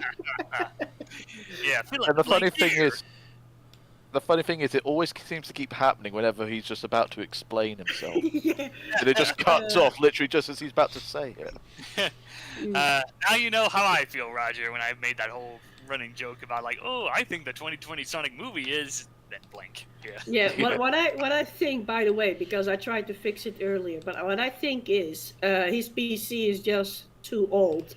Because like it's also running OBS at the same time, so I think it's being like, arguing like, what's it called? Computer terms. The computer is multitasking too much, and then it has like some hiccups here and there. That's what I think. Yeah, it also has trouble with Flash. Already crashed a couple times today. So. Yeah. Ooh. Yeah, I've kind of had the back of my mind. I'm thinking maybe getting a new PC as well. Because, like, yeah, I don't know, I'm currently not too sure. Because right now I have a Windows 10, and it's doing just fine. But, Microsoft announced, like, oh, yeah, we're going to end support for Windows 10. So it's like, well, crap. Well, I've got Windows 11 on my PC now because Windows tricked me into updating, even though I didn't want to. It was saying it was a normal update, but it turned out to be a Windows 11 update. It works fine. It works just fine. Not too many complaints, except one program that I use for my live streaming. It buggers up whenever I don't have OBS like at the front of all the other programs that I have open, because if I use a certain thing, it distorts the sounds for like sound alert and such, and that's just frustrating. Because instead of like the one line like super fantastic, it sounds like super fantastic, like distorted as such, and that's all because of the Windows 11 update. Yeah. Yay! I think I'll deliberately grab a Windows that's out of date because I hate all these updates all the time. Like, stop forcing updates on me, damn it! Computer works fine. Yeah. Maybe you should look into getting a custom PC. So I imagine you must have at least some friends over there that are into that custom building pieces on your own kind of thing. Oh, Alex is into it. He's always yelling at me that my computer sucks.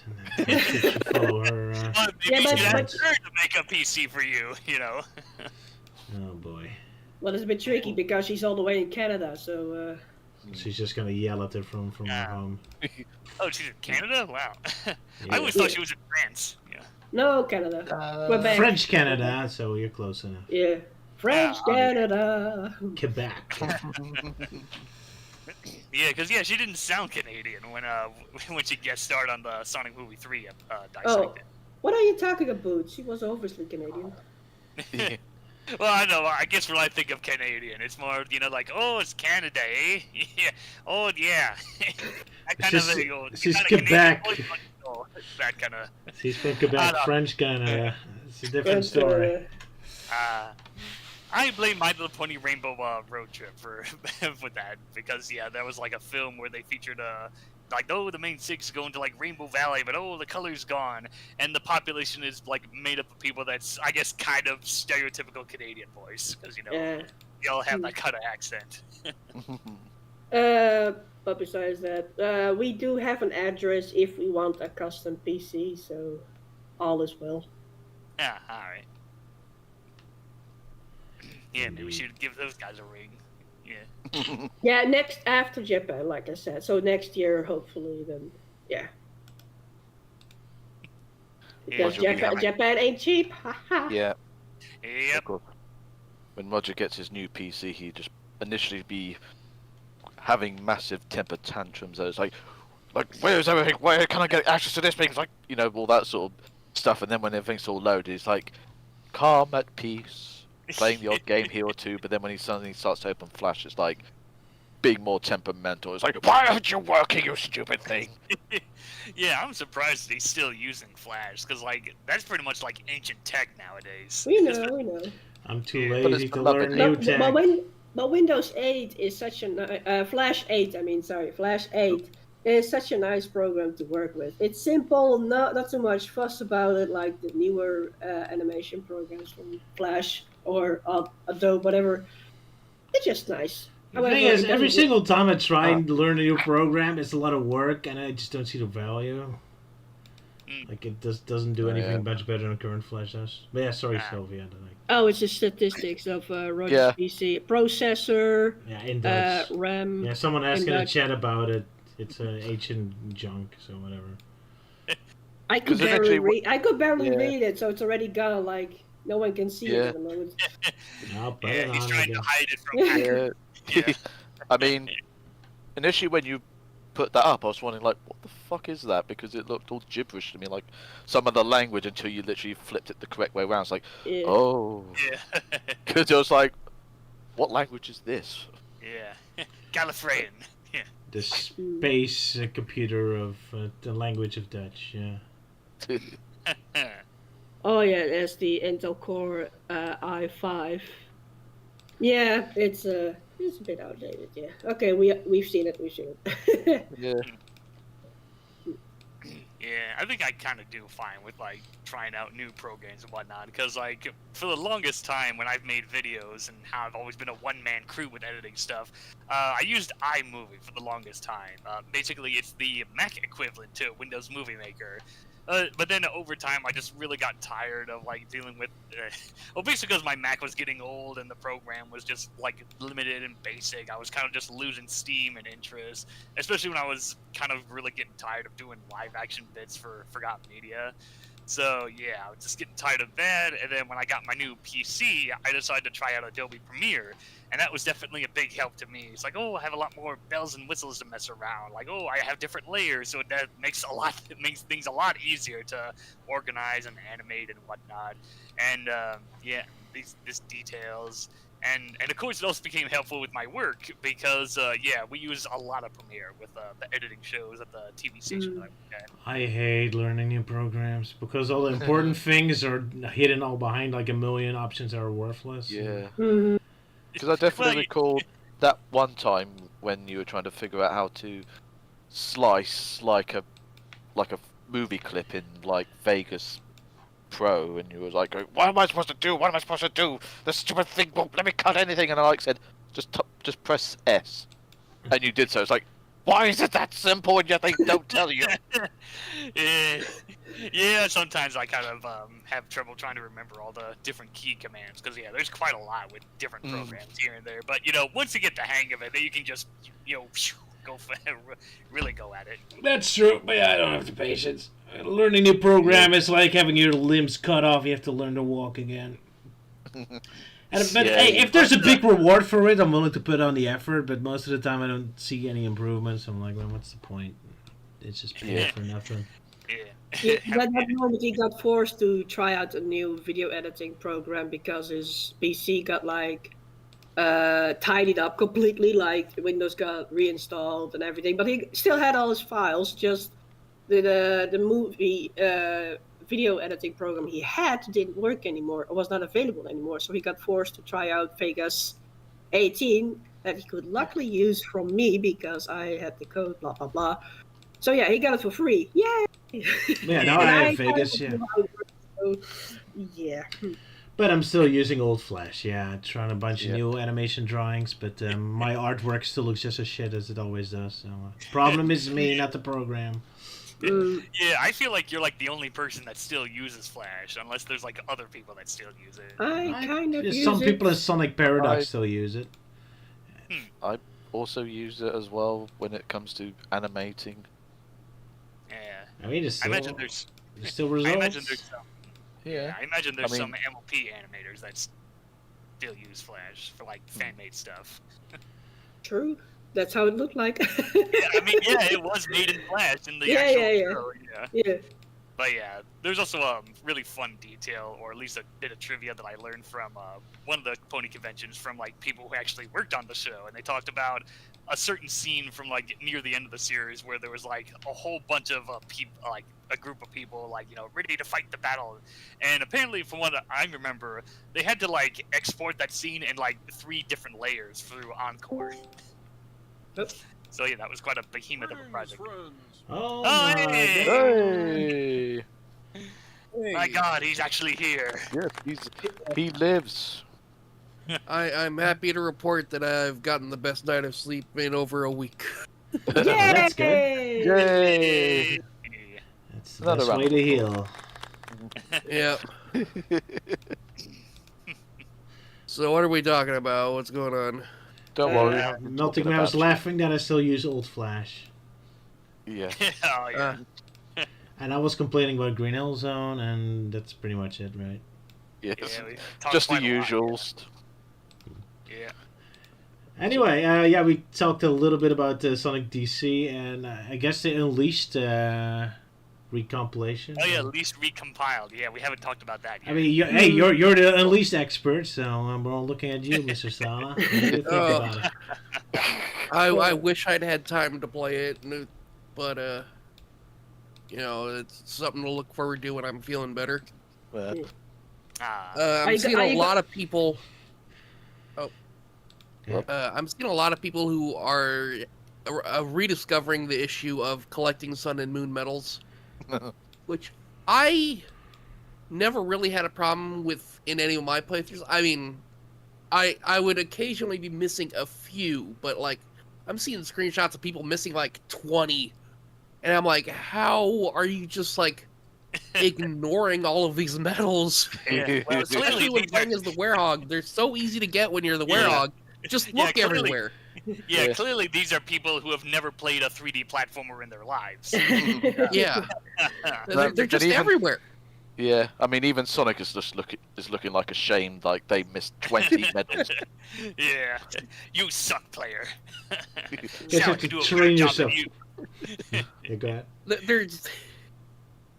Whenever I think about like collecting the medals in this game, I remember there's that one in Rooftop Run that is impossible to not collect, Ooh. and I'm wondering, Yeah. like, do these people somehow manage to avoid that one? That'd Well, be hey, it impressive must if be they the did. return of IGN if they could miss that obvious Oh jump my like in that gameplay fucking footage they God. showed. Oh Oh god. my god, did you see IGN actually reported on this recompiled? Yeah, like I'm just like, what the hell is going on? Yeah. here? They're like, oh look, a fan favorite Sonic game is now available for PC. And everyone's Yeah, calling them out like, what are you fucking? Don't get to pretend like you suddenly knew.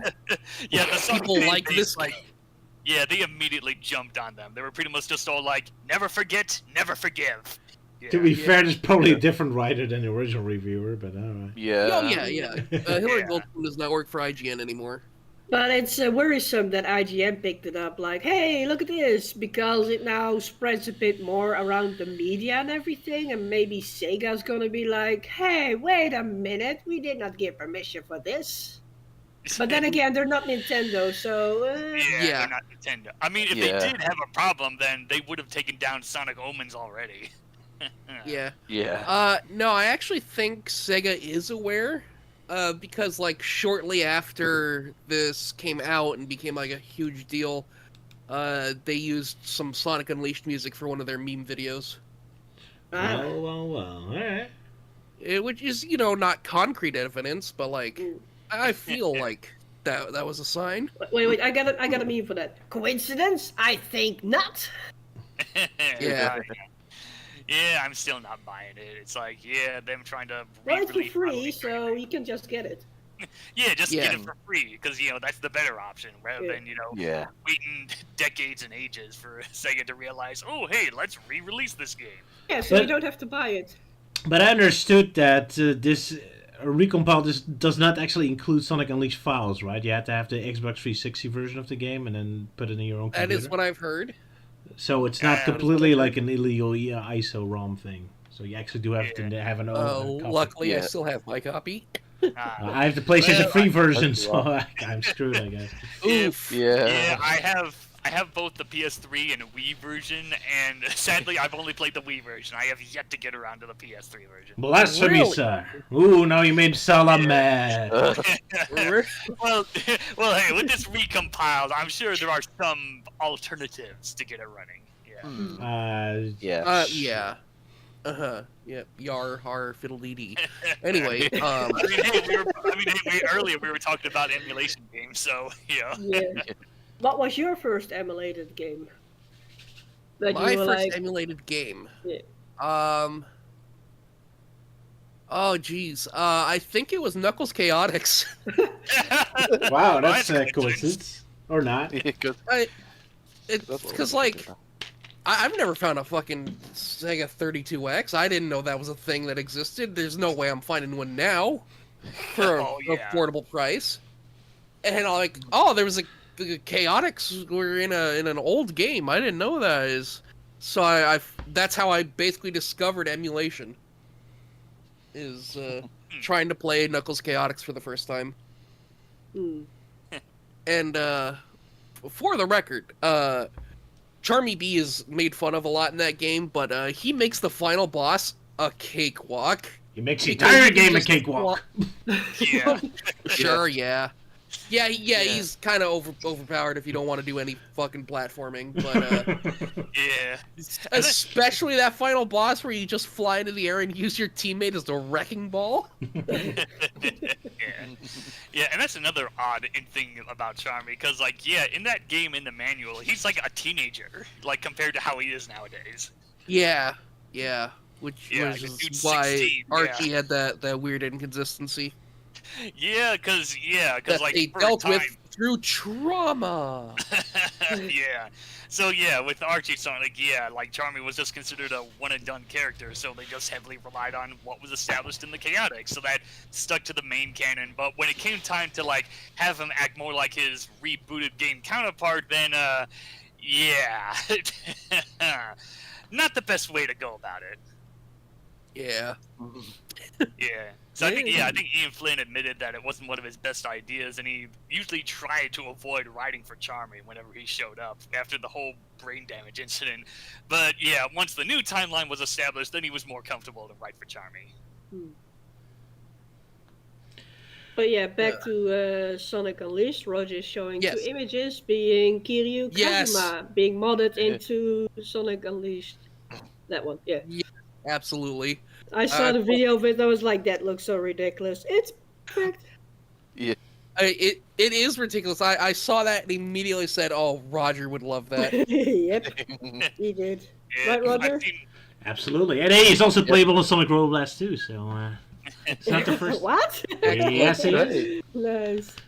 So, I've already again, seen Roger one. approves. Got to be. I've already seen So one. the Miku Hatsune chip mod complete with a fully voiced Me Oh, Got yeah, Today yeah. voice. That is incredible. If I know one mod I seen was they replaced Sonic and Chip with Shadow and Doom's Eye. Yeah. Yep. That's awesome. And it's kind of funny because, like, you got Shadow who's, like, mimicking Sonic's movements and whatnot. And then you have Doom's Eye who's just, like, a static model. He's like, you don't see the Yeah. tentacles going around or anything. It's just a starfish. Yeah. Yeah. And, I mean, it's not like Doom's Eye can just, like, use Chip's animations. Yeah. But Yeah. I do like that one as well because, again, it's fully voice acted. And so you've just got Doom's Eye saying Chip's line. Yeah. It's like, chocolate chip sundaes. Oh, that's perfect. My God, Shadow, this ice cream is so fucking delicious. Yeah. I love it. Yeah. Like, you know what? I'm not gonna blow up the Earth. Yeah. You. I just want more of this ice cream, so I'll leave the Earth alone. Yeah. Luke in the chat says his first emulated game was Bart versus the World on the NES or Mario 2, I think. So Yeah. older stuff than us. We all started with the Nintendo 64 and the Sega 360. So 22X, Yeah. sorry. He started with the NES. Luke, you're old. You old man. Yeah. I wonder if Luke gave that game a go because he watched AVGM play it or something. Probably. Oh yeah. Because like it can't be that bad, can it? Such a shame. Bart Yeah, is so cool in the early 90s and all his games suck. Sorry, you have melted there. Yeah. Yeah, because when speaking of that, it's like the AVGN when he did the Wizard of Oz on Super NES, and then I eventually decided to just give that game a go on emulation. It's like, oh, it can't be that bad, and then I played through it. It's like, oh god, it really is bad.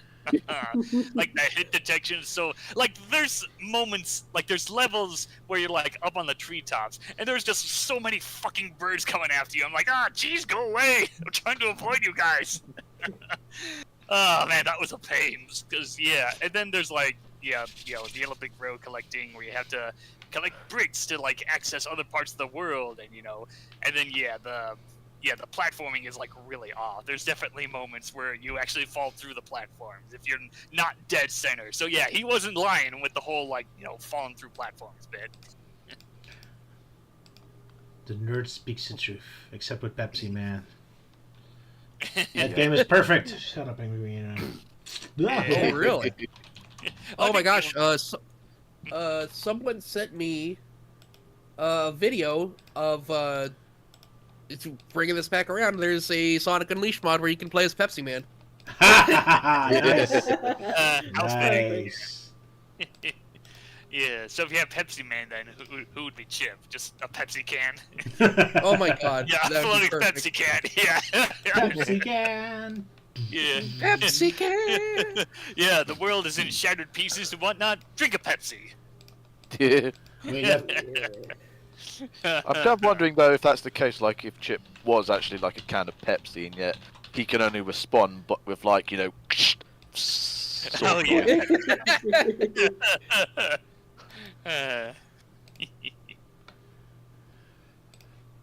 Alright, I've sent the video into the live chat. well, I found that apparently these are all like human mods they put in. Spider-Man, Pepsi Man, Sonic Man, even the guy from Lazy Town, Captain... Oh, Robbie Oh Rock. my god. No, not Robbie Rocky Ross, the Rock. hero. Oh, Oh, Spartacus. Sporticus. Spartacus. That makes sorry. more sense. Yeah, that makes more Yeah. sense. Although Robbie would have been awesome, yeah. Yeah. Yeah, like a Robotnik themed Robbie Rotten. Yeah. Oh, there we go, yeah. So that's the best part of the Sonic Unleashed mod, I guess. All this port, I mean, getting all these wacky mods. Yeah. And yeah, I'm still surprised how fast they pumped them out. It's like, oh, day 1, the fan-made port comes out. Day 2, a shit ton of mods get released. Yeah. Yeah. Sonic fans were ready to go. Yeah, already had the models ready, indeed. Yeah, they kind of news like the moment something comes out and they're like pounce on it like a tiger. That's Yeah. why we gotta love him. Hmm. We live in the best timeline. In terms of mods, Yeah. So, anyway. Yeah. Yeah, because if Sega can't be bothered in doing a good Sonic game, then we'll just do it ourselves. Yeah. And rub it in their faces while we're at it. Yeah, rub it in their faces, like what people have already been doing on Twitter with Sonic Unleashed. Yeah, like I saw someone say like, "Oh wow," they show off like gameplay of the ports, and he's just sort of like, "Man, Sega's really losing money here." Yep. Yeah, very foolish of them. Yeah. Although if they did have a PC port ready to go, or at least were working on it, then this project is going to be in trouble. Yeah. Yeah. Yeah, it would be the next Sonic Colors Ultimate. Ha ha. I mean, Generations was fine, I guess. The not. port. Yeah. Okay, yeah. Generations port works just fine. And it comes with an entirely new game as well, so that's cool. Yeah. Hey, that'd be something. At least port with a whole new half of a game extra. Then Sala would be in Utopia. Yeah. I've heard people suggest different things like that. Like there was Sonic X Shadow Generation, so there should be like a Sonic X Knuckles Unleashed. Well, Knuckles would work for the And, Werehog levels, I guess. Yeah. Oh yeah, that could work. Well, I mean, that's the thing though. Is like Shadow Generations did not have any classic Sonic stages, so they wouldn't have to do Werehog stages for Knuckles. But would Knuckles work for the daytime stages because he doesn't boost? You know, I'm not the one making the game. Fair enough. I'm just saying it probably would be more Blaze the Cat or something, or Shadow again. That'd be cool. I mean, for me, the one thing I was Sonic wondering... X Blaze Unleashed, that'd be cool. The one I advocate for though is Sonic X Silver Forces. Oh god. Because we need some more goddamn context for what Silver's doing in this game. Fair enough. Yeah. Yeah, and not like IDW's lazy excuse of keeping him in Sonic's world. It's like, oh, the future's safe. I'm bored. I'm gonna live in Sonic's world now. Whee! Because I'm going to fuck up my own future now. Of course, because that whole bit with the Silver returning to his future in IDW, the whole thing just comes off as like a Mighty Python sketch. You know, oh, Silver's future. It's only a model. What? On second thought, let's not go to Silver's future. It's a silly place. Lucas saying could do with Sonic as Eddie. From Eddie from Spider-Man from Venom as such. Oh. So when I think he means like during the day he is Eddie, but then during the night he's Venom. He's Venom. Oh, that's kind of clever. Yeah. And Gothrod is saying Uncle Ben's ghost. I assume he means like replacing Chip. But hey, you can do Ed at an Eddie I'm where... also imagining in my head like it's actually Uncle Ben's ghost that's just running all over the place. But what about Ed at an Eddie Unleashed, where he's like Eddie during the day, or Eddie during the night, and Ed during the daytime stage? No, you guys, you're missing the obvious here. Like a fan-made mod of, the Wolfman from Universal. So, Harry Tallbow at day and the actual Wolfman at night. That's just generic. That's boring, man. Something Hey, crazy. come on. Someone's gotta throw it in there. Go mental with it. Never. You got to go mental with this sort of stuff, Yeah. Melty. What about the Three Stooges Unleashed? Did they turn into warehouse? Funny enough, I actually did a joke about, like, what if the Three Stooges were in Sonic Heroes? And I did, like the opening bit where it's like, alright, you guys, here's the plan. We chase after this Eggman character, give him the old 1-2, and then we can collect the reward money. But no, how do we defeat this guy? Yeah, do we make him scrambled? Oh, easy. Yeah. Quiet, egghead. Bunk. Yeah. I did that a bit on Twitter, yeah. I'll have to find that. But yeah, but in terms of Unleashed, in some ways I can kind of imagine a Crash Bandicoot mod. That would be cool. Maybe like, I'm Crash sure. Bandicoot in the day and Evil Crash for the nighttime stages. Because, I mean, Evil Crash does kind of has a werehog built to him, yeah. Would be funny if this, but like the regular Crash during the werehog stages, but then Crash on the hog during the day, when he's like riding an animal. The hog mod levels, yeah. Or Coco and the tiger or something, yeah. Oh yeah, Coco and Pura. That's what I would do. That's me. Yeah, well, at least it's better than how Crash is kind of backed into being stuck in limbo now. Yeah, did Crash 4 really that bad? I mean, at least he got one new game out of it. Spyro got nothing. No, like Crash 4 just did fine. I think the bit that really killed Crash was Crash Team Rumble, because like, oh, live service crab, and yeah, let's make a live service game that lasts for like a year and then kill it off. Because after Crash Team Rumble, we really haven't had any new Crash material, no games or comics or merch or anything. Yeah, and apparently now Microsoft bought off Crash, so yeah, I guess now that means Microsoft owns Crash and Spyro, I guess. But yeah, I would like to be optimistic. It's like, oh yeah, we're gonna get a new Crash game in the future, but at this point, it kind of feels like we're back to where we were from like most of the 2010s. That whole "it's my IP to sit on and do nothing with," that kind of. Yeah, Microsoft isn't really into the IPs, sadly. But so weird because Crash and Spyro really started as a Sony mascots, and now they're owned by Microsoft. I mean, I guess the same happened with Sonic, but I guess Sonic was never officially owned by Nintendo. So it's not that... I mean, at least Sega still owns, Sonic, Indeed. Yeah, sad for Crash, indeed. What a shame. Yeah, the revival era was good while it lasted, yeah. Hope you enjoyed it, indeed.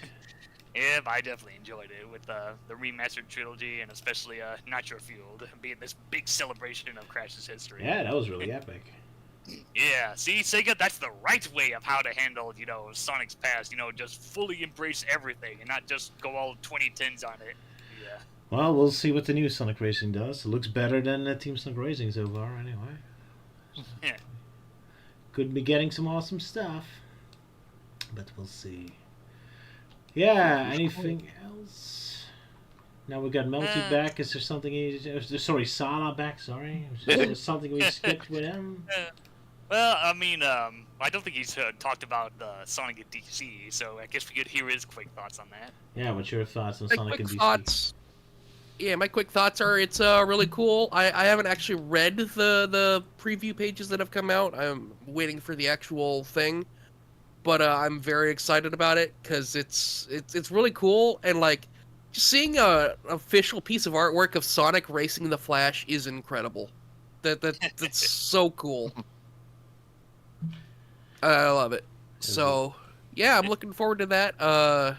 I interested to see other characters' interactions, especially like Knuckles and Superman. That's the one I'm most curious about, because those are the two that are kind of most different from each other. I'm just amused with all the DC heroes. Everyone's smiling except Batman. He's like, what the Yeah, except Batman. I hate you. Go away. Yeah, of course. Reminds me of the old drawing I made years ago. Let's see if I can find it on my DeviantArt. It was when I was at a post office and I saw a whole bunch of like birthday cards of all like happy cards with My Little Ponies and cuddly bears and all that. And in the middle is like Batman like looking angry. Just made me laugh.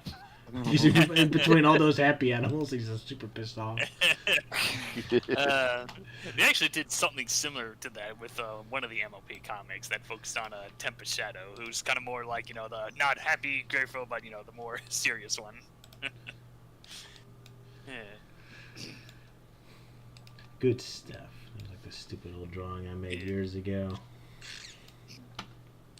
Good old Batman. I can always rely on him to be very grumpy about everything. 2007. Wow, that's an old one. There's people in the chat right now that were born then. Yeah, 2007. Yeah, that picture's almost 20 years old now. Oh my goodness. That's terrifying. That's terrifying. And my art hasn't changed at all in those 20 years. I'm so pathetic. No. It did improve. It did improve in some ways. Hmm. Well, the coloring as well. Yeah. I mean, why don't you redraw this one? Yeah, that'd be like an April Fool's project there, redraw this. I guess so. What an Or epic... reanimate the first IMP episode. I already did that. That is the George Lucas edition.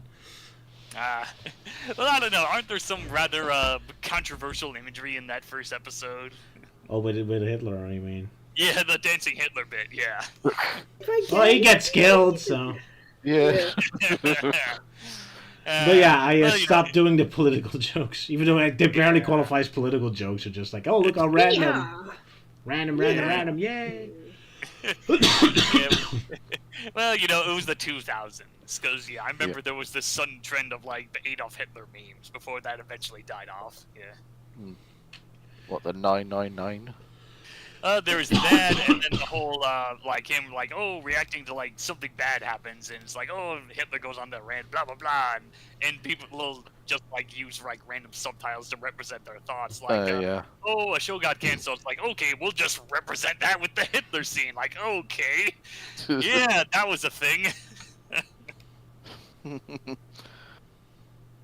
Because I do recall seeing one of the YTPs involving Postman Pat where Mrs. Goggins answers the telephone and she's like, hello, the post office here, and then you just got Hitler with subtitles text saying, help me, Obi-Wan Kenobi, you're my only hope, and then Mrs. Goggins just puts the phone down saying, I always keep getting bullshit numbers.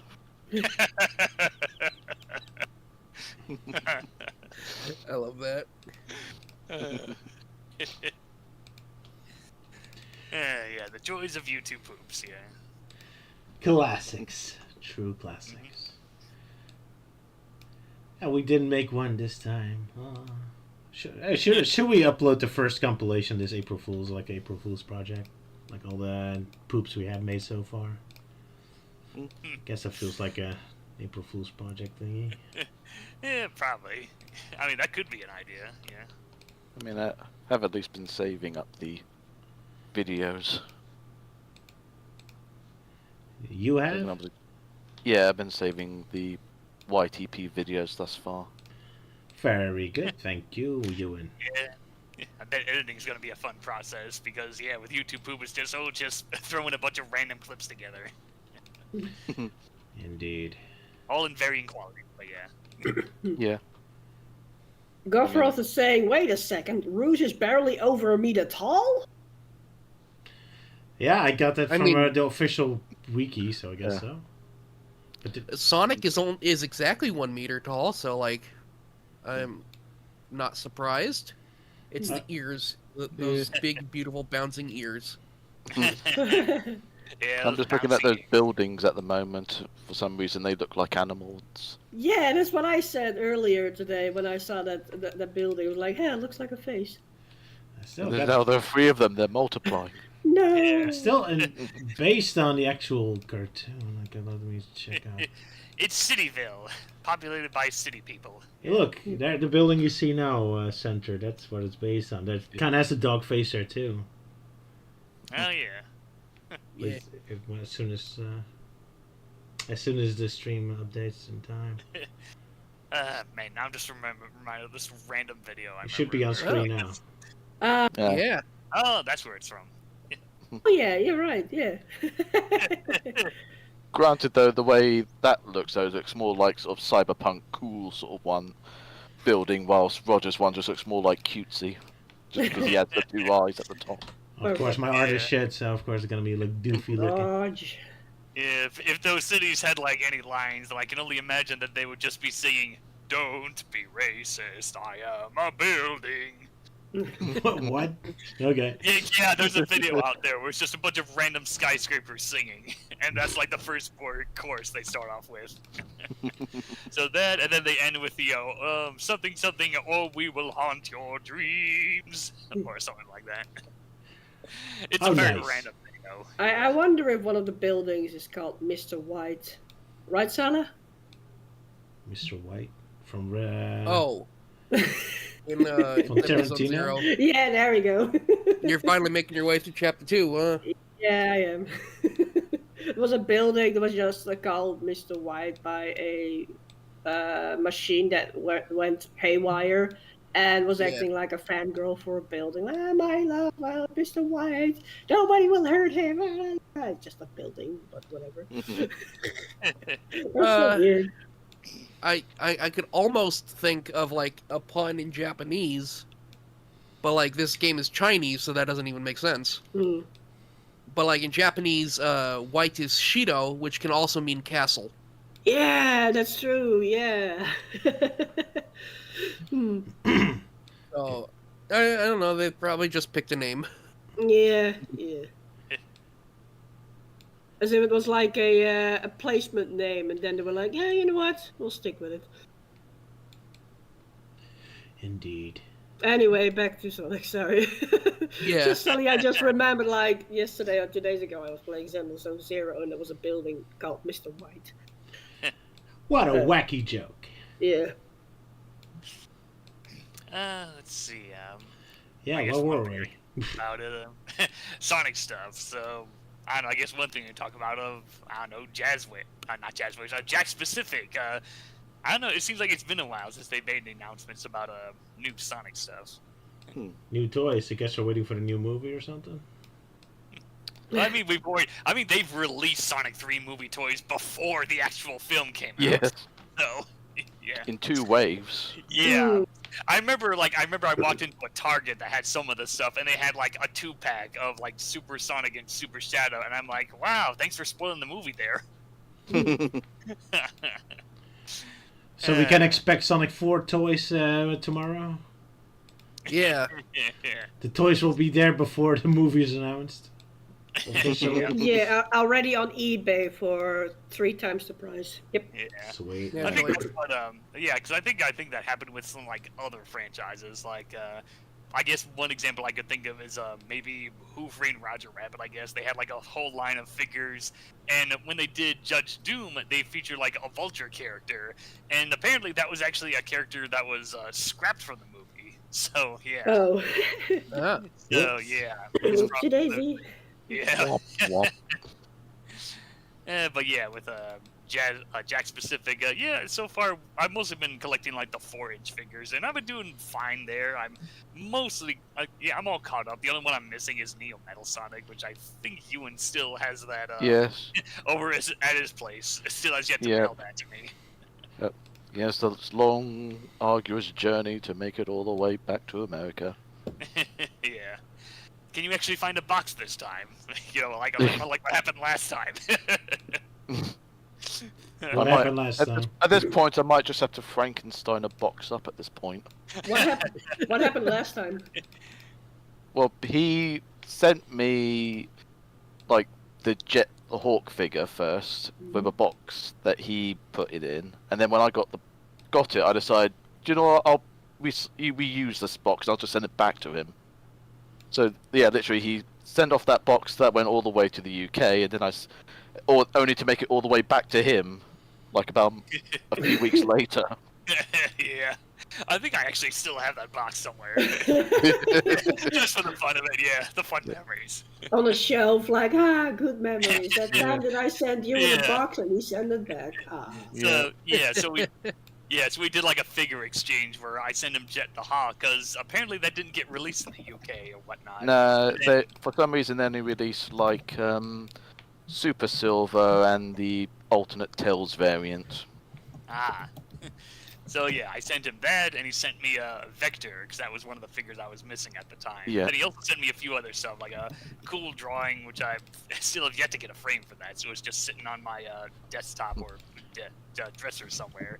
And he also sent me chocolates, which were very squishy because they melted from all the heat, but fortunately it was still in the wrapper, so it didn't like seep into the package and like dripping chocolate or anything. So Yeah. so I just took it. Yeah, I just took it out of the package and just tossed it in the freezer for a while, and then I ate it after that. Yeah, mental note for myself next time, just to make sure. Only send chocolate when the weather's cold.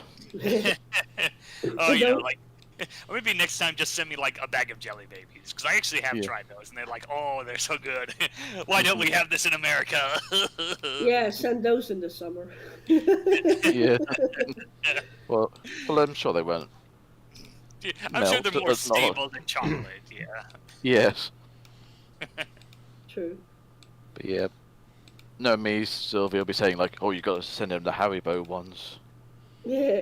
Just because they lack the starch powder that they usually come with, just to get them off the press. Oh yeah, the starch powder. Yeah, that's the one I've tried. Yeah, I even tried like the plain, Jelly Babies. Yeah. I would say it's mostly the same. I just Yeah. remember the one time when Euan sent me Cadbury chocolate milk powder, and when it arrived, it was just chocolate milk powder dust was like puffing out of the package because apparently they did a checkup, like a security check, like if there was drugs in it. So they decided to just stab it to take a sample of it. So when I opened the envelope, it was just like filled with powder, the chocolate milk powder and such. Like, what the hell happened here? And I took one package out. I was like, oh, they stabbed it. Lovely. There goes my chocolate milk. Ugh. Yeah, well, I think it was only just one of the pouches. Yeah, it was only one, but still, the whole envelope was like. Hi to Brexit. No, it was way before Brexit. It was like. Yeah. Well, so it's going to be even worse now. Oh, great. But maybe we shouldn't talk about it because now Sala gets sad because you never sent him anything. No, it's okay. I'm relatively new to the group. Why is nobody sending me chocolates? I mean, if Sala's planning to come, if Sala's planning to come over at the end of the year, Euan could gift the chocolate himself, like handing it over. Whilst you gift him all the Stulup waffles. Naturally. And the most illegal thing of all, a Kinder egg. Oh yeah. Careful, you don't choke in it, Sala. Yeah. That sounds dangerous. Yeah. The plastic thing is not edible. We need to tell you Americans. I understand. Oh, so that's the problem. Yeah. Yes, Captain Obvious. Yeah, well, funny enough, I think we actually did have, like, not Kinder Eggs, but more of like, the Nestle Magic Ball. It was that same concept, like, oh yeah, The chocolate Wonder Ball. but like a toy inside. Yeah, like they did no. No, like originally it was the Nestle Magic Ball, like that, and then they rebranded it as Nestle's Wonder Ball and changed it to, okay, there's no toy inside, but there's like, little candy pieces, so Better, they can choke on that instead. Yes, they changed that, and they usually had like a sticker of like something like, oh, like a Disney theme thing, and yeah, and then it went dead for a while, and then it eventually came back, but under new ownership. So now it's Frankfurt's Wonder Ball. So I think those are still around, and like last I checked, they did like a Mario theme where they, like, oh yeah, the chocolate ball with the little candy pieces inside, and it also comes with a free Mario coin of like a whole bunch of other Mario characters that you can collect. That whole collect them all kind of gimmick. I didn't know that they had all that stuff. Frankfurt? Isn't Frankfurt also a sausage brand? Frankfurt sausages, like German sausages? Yeah. I think that's a type of sausage, not a brand. Oh, okay. Yeah, Well, something with sausages. Like, wait a minute. Huh? No, this is like Frankfurt candies. Yeah, this is a completely different Frankfurt. It's the name of a town, so they can have more things happening. Ah, right, yeah. Yeah, so okay, Frankfurt's Candy and Chocolate Company. That's what it is. Well, I did not know about the Magic Ball. I knew about the Wonder Ball, which does not have a toy inside. It has candy inside. Yeah. Yeah, And I found that out. That theme song that will never leave my head. Oh yeah. What's in the Wonder Ball? Yeah, I remember. Yeah, I discovered that when I did an episode about the Wonder Ball on Forgotten Media years ago. It was part of Mixed Badge, and that's when I discovered like its origins of the Nestle Magic Ball. Yeah. Melting Man knows all the obscure stuff, even candy. Oh yeah. Yeah. In fact, I even got referenced in a video that someone did. It was, oh crap, what was it? Now, hold on. I have to remember the guy's name. It was. Oh, yeah, it's L Supersonic Q. Yeah, he recently posted a video talking about who were the first Lost Media YouTubers, and he mentioned me. Mostly it was mostly two things. One, mostly out of personal nostalgia because they really liked my show, and two, the one thing that always still surprised me is that my Forgotten Media series predates the Lost Media Wiki community by a year. So I'm like the pioneers of Lost Media. You were ahead of the curve. Nice. Yeah. You're ancient. Pretty much.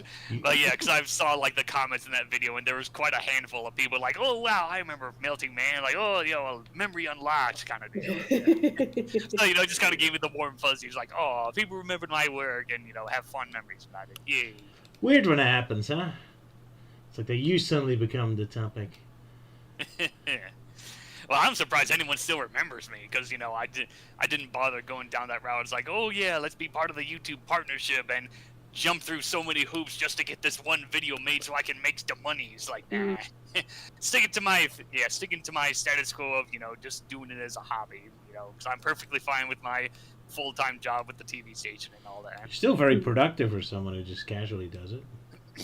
You still have a new video every I month. guess it's because I manage my time a lot better. So, like, I guess with the Shadow episode that I worked on, it was more of a case of, okay, I get up, have breakfast, work on the video, and then head off to work. And then after that, I kind of usually, like, spend the night just chilling out, like, watching a movie or doing something else. So, yeah, I think it's usually the daytime where I'm a little more active with working on video projects. And, of course, the weekends when I'm not at work. So I have a lot more time to work on that.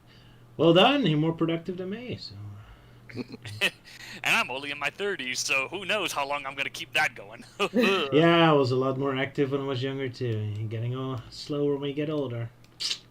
Right, Roger? Right, Roger? Yes. Yes, because, I've been doing videos since, like, my teenage year, like, high school teenage years, like, over 10 years ago, Same here. Roger's going to be 40 at the end of the year. Oh, wow. Yeah, so today suddenly someone would make a video about IMP again. It's kind of weird. Other people make more IMP content than me. That never happened before. Yeah. Oh, right, the review, which wasn't really a review, about the Pi episode from IMP. Yeah. Yeah. A little cheating because it's a pal of mine making the video. It's still like, it was his script, so he was like showing his script, and he was showing like, oh, this got changed, that got changed. Roger did this and that. Like, it wasn't really a review, but it was still fun to watch. Yeah. Let's see if And we can reminding people of the ultimate pie. the ultimate pie. Indeed. I like pie, the old Roger gag, Indeed. Randomness. Although we've got to wait for like another 90 years before we could ever experience the ultimate pie day again. Alas. Oh yeah, speaking of IMP, like, oh yeah, here's another random idea. Like, do a live audio commentary. And maybe this time it'll go work, and not like what happened last time. Oh yeah, that was such a shame. Like I did one for Sonic Movie Manager or something, but then it went completely wrong. Yeah. Oh, that was such a pain. That was so that was a real tragedy. Like, especially when I put in all that effort to make that opening thumbnail. Yeah. I'm so sorry. But yeah, I don't remember what it was, but was that the one with Zodi? Yeah, like, Zodi was in it. Yeah. Yeah, that was like the only time Zodi joined us. Yeah. Yeah, he has a kid now in a real life, so he doesn't have as much free time. Yeah, Wow. busy man. Yeah. It's kind of funny. He's the only IMP member that's a dad in universe and also out universe. So picked that correctly by accident. Yeah, he had Branny in the IMP series, but then a daughter, so he gets a daughter in real life, which is like perfect. Yeah, Are he they didn't also kill. called Branny? No, they're not. What's their real name? I don't know. I'm not sure Yeah, that. a real life Brandy. I think a Gwendolyn or something in that direction. Shush, Roger. Shh. Oh yeah, privacy. Sorry. Anyway, yeah. I guess Tony's not going to be joining us anytime soon now. Uh-oh. Ducks his daughter. Oh no. No, I mean, I'm like, not sure what's the name, so it might be wrong. It's more like safety, Roger. You know how the internet is these days. Yeah. But yeah, April Fool's is coming, so should we do something with that in terms of the stream? Because we have one stream right before it. Let me have a look. The 29th? The 29th, indeed, yes. Yeah, And the next one is the 12th. Yeah, shall we do a normal stream or shall we do something April Fool, like a viewer's request or something? I don't know. Yeah, we could do like a viewer's request. That could be an idea. Yeah. So then I should Poor Sala, he made a thumbnail and everything. I know, I just gotta change the number again. That's That's a good point. Yeah, Sala made a thumbnail for when we were gonna do the actual proper dissected, but then it got cancelled and it gets cancelled again. Yeah, so instead, Roger decided to come out of retirement and make a thumbnail for this series by basing it off of my recent tragedy. The storm going on with you. Yeah, sorry, man. Yeah, it's calmed down right now. I think, the worst is past right here. But yeah, yesterday it was pretty big with thunderstorms, high winds, tornadoes. Doing it all live with the weather center and everything. In fact, our weather garden took some damage from the storms. Yeah, so basically the weather garden is like a spot outside of the studio where they get to show off, like, oh yeah, the weather, how it's like outside, blah blah blah. And it's like this fenced area, and basically part of the fence got blown off. So now there's a big gaping hole for like anyone to walk in. Yeah. Luke says he learned about a French comic called Legend of Percival. You want to talk about that, Luke, for April Fools? Oh, hey, that could be an idea. Yeah, just talking about random French comics like that, or Asterix, and whatever you guys have over there. Tintin. Spiral. Yeah, Tintin. My... that could be an idea. Like Roger can fully gush over Spiro or stuff. Yeah. Marsupilami. Marsupilami. Yeah, I know a little bit about Marsupilami, mostly from the old Disney cartoon and the Switch game. Ooh, bah. Yeah.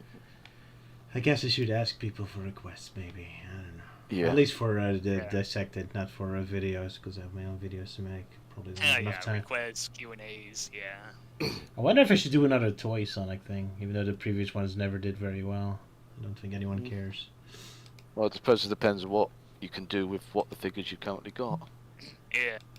Maybe you can just do it a Sonic Superstars in minutes and just do it all with the Sonic figures. Except I don't have And Trip. just have like a photo of Trip. Yeah. Yeah. Yeah, I can cheat, but Sonic Battle I just got an unofficial plushie of Germal since there's no action figure of him. So I guess I can always cheat that way, yeah. There is an official plush of Emerald, yeah. That was really... Well, Emerald and Gemerald, yeah. And of course the fact that you also cheated with like Gerald and Maria. With like a clay model of Gerald and like a Barbie doll of Maria. Yeah, because Sonic Battle he did kind of cheat in that one because he didn't have us a figure of Chaos and yet I did, so he asked me to send photos of that.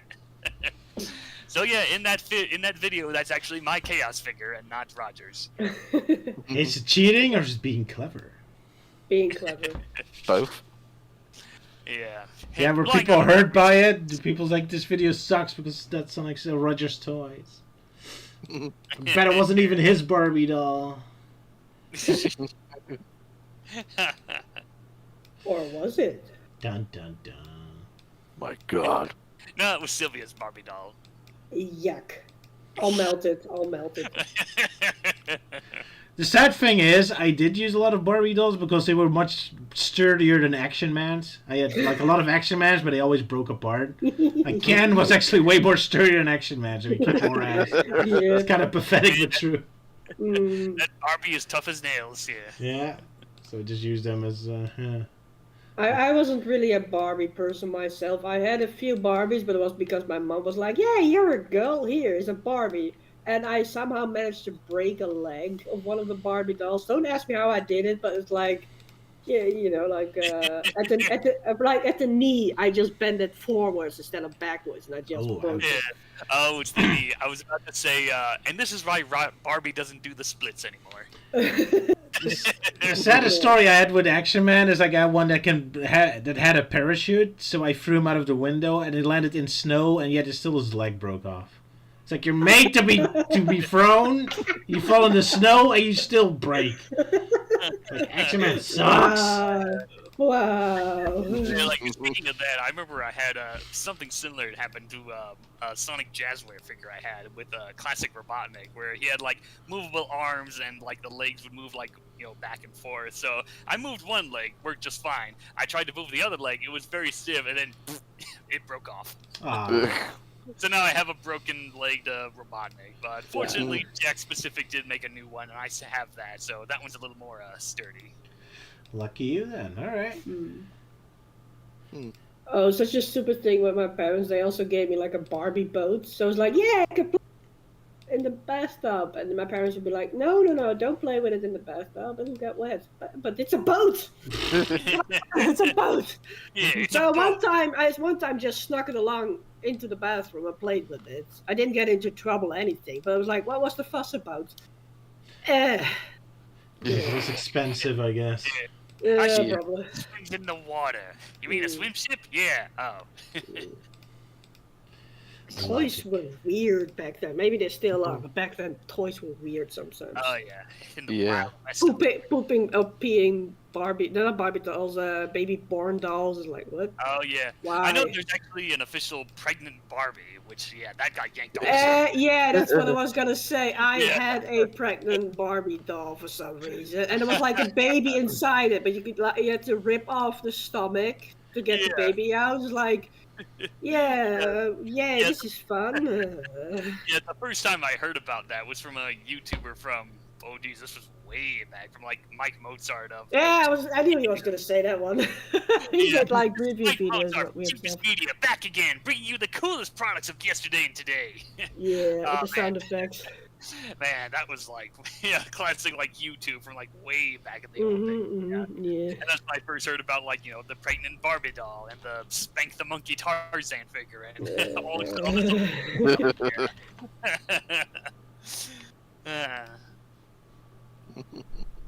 So, oh yeah, and then that was like my first introduction to that whole Potty Time with Elmo book. Like that one's kind of like notorious because there's, it's one of those books where you push buttons and you hear like sounds and whatnot. And that one's kind of infamous because it shows like, this doll, and then if you press it, and I've listened to it several times. I think what's supposed to say is Elmo saying like, uh-oh, who has to go? But most people who hear it will just say like, oh, it just sounds like he's saying, uh-oh, who wants to die? Lovely. Oh yeah, that book's kind of infamous for that. It did get re-released with like a different sound, like oh, let's try and use the potty.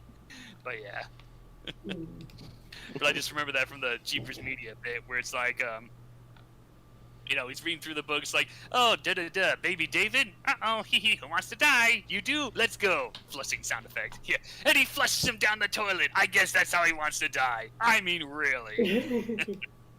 Man, classic Jeepers Media.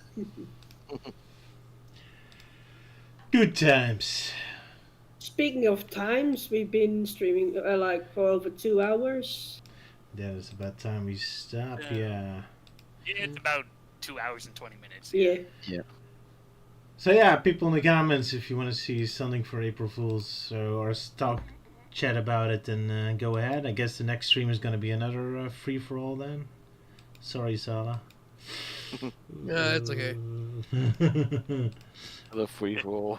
I was gonna say saving the best for last, but that would mean it will be the last stream, which is not. So no.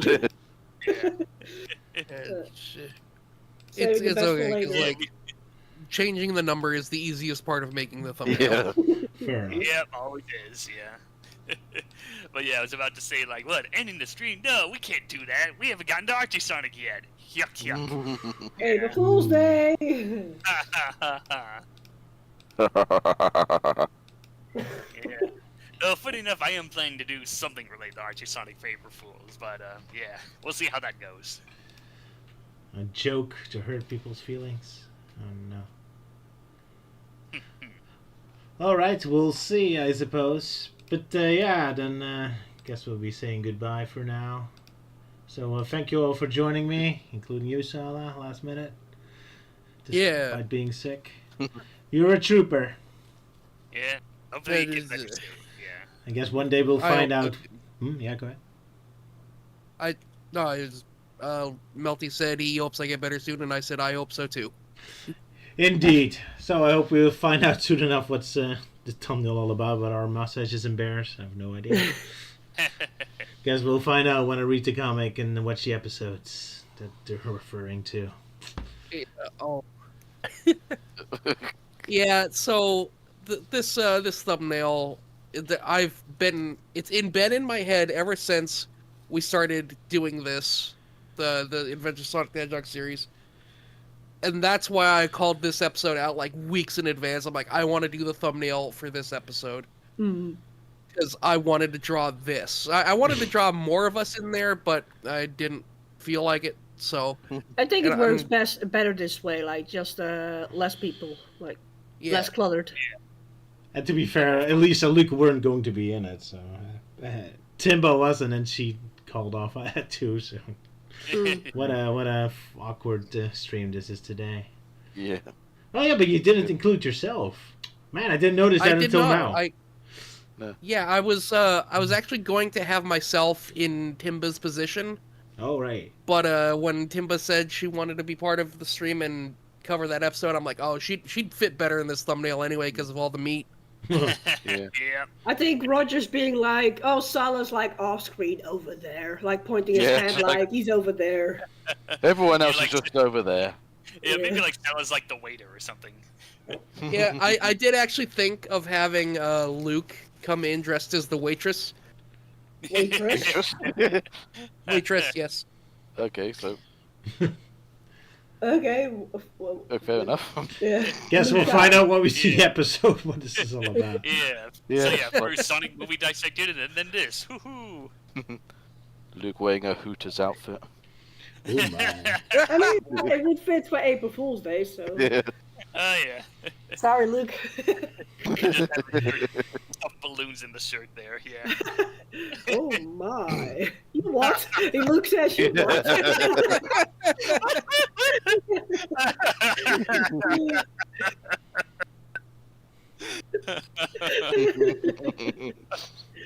But yeah, thank you for letting me join in, just as a background noise sort of thing or whatever. But yeah, it was fun to join in again.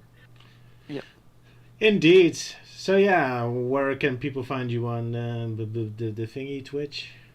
Yeah, hold on, let me grab the link. Yeah, again. you shall link it in the live chat. So Yeah, you can find me on. Oh no, shit, that's the wrong one. But why did it, wrong one. why What did is it, re- I did copy paste it, but for some reason It computers. just copy pasted the previous one. Exactly. Okay, here we go. That's my Twitch channel, and I play. All right, I'll hurry up. Jeez. No, what do you play? You know, Zelda Minish Cap? Yeah, at the moment I'm playing Zelda Minish Cap, but I also play random other games at times. Just a bit of variety, but at times also Zenless on Zero. I've also been playing Death in Texas, which has been fun. And yeah, more to come in the future, different other games and such and whatnot. And here's Sala Commanders. Sala? Thank you very much. Yeah, I also play a variety of games. I try and on Sundays play a game related to Sonic. So not always a Sonic game. Like I played through Spark the Electric Jester for the first time. Oh, nice. Yeah, that was very fun. I Kirby liked it. Sonic. Yeah. I especially liked the edgy power he had. It was where he just basically became Shadow. It was pretty cool. I love the part where you but- end the level in a place where you see a lot of corpses laying dead on the ground, and then Spark does his happy end post, like, yay! It's such Yeah. a great, awkward moment. There must be a deliberate joke. It cannot be an accident. And you've also played Frogun, I think. I played Frogan for a while. Mm. Yeah, because, that was at Sage a few years ago. Mm. And Roger and I both loved how absolutely adorable that game was. And so, yeah, I played through that, and I got all the collectibles. Every single one. Woo! Congrats. And for some reason, like, I'm in the early part of the game. I'm like, oh, this game is so fun and charming and whimsical. I love it. I don't imagine it's going to get much harder, though. And then Dun, the dun. game was like, oh, really? Cracking knuckles. Those, like- yeah, those later levels are nightmares to speed run through. I've seen you suffer, yeah. Yeah. Oh yeah, I see Roger just posted a link to my recent Shadow episode. So yeah. Yeah. We talked about it. So watch Melty's Shadow Oh yeah, videos on check out Watch It Yet. my video I did covering the Archie Sonic version of Shadow the Hedgehog with me and Jacold, and we. So yeah, got an hour spare? Then check out the new episode. Indeed. Do it. And Do Euan, you have nothing to plug. I've got nothing to plug. Ah, poor Euan. So, Sylvia, give him know. a hug. That's not a hug, that's the I was gonna do opposite. that one, but someone else beat me to it there. Yeah. I'll give him applause. There we go, Ewan. Hey. Thank Yay. you. And yeah, I guess I can plug what I'm working on. The new Sonic cartoon is coming, so there you go. A shadow cartoon, I should say. So yeah, see you folks in 2 weeks. Leave requests if you want us to talk about something specific down below. And we'll see ya. Bye-bye. Bye-bye. Oh boy. Toodaloo. Well, hurry up then. Toodaloo. To the... Indeed. Someone shall hear. You filthy little devil. Oh, much I was a filthy little devil. Yes. Anyway, shush.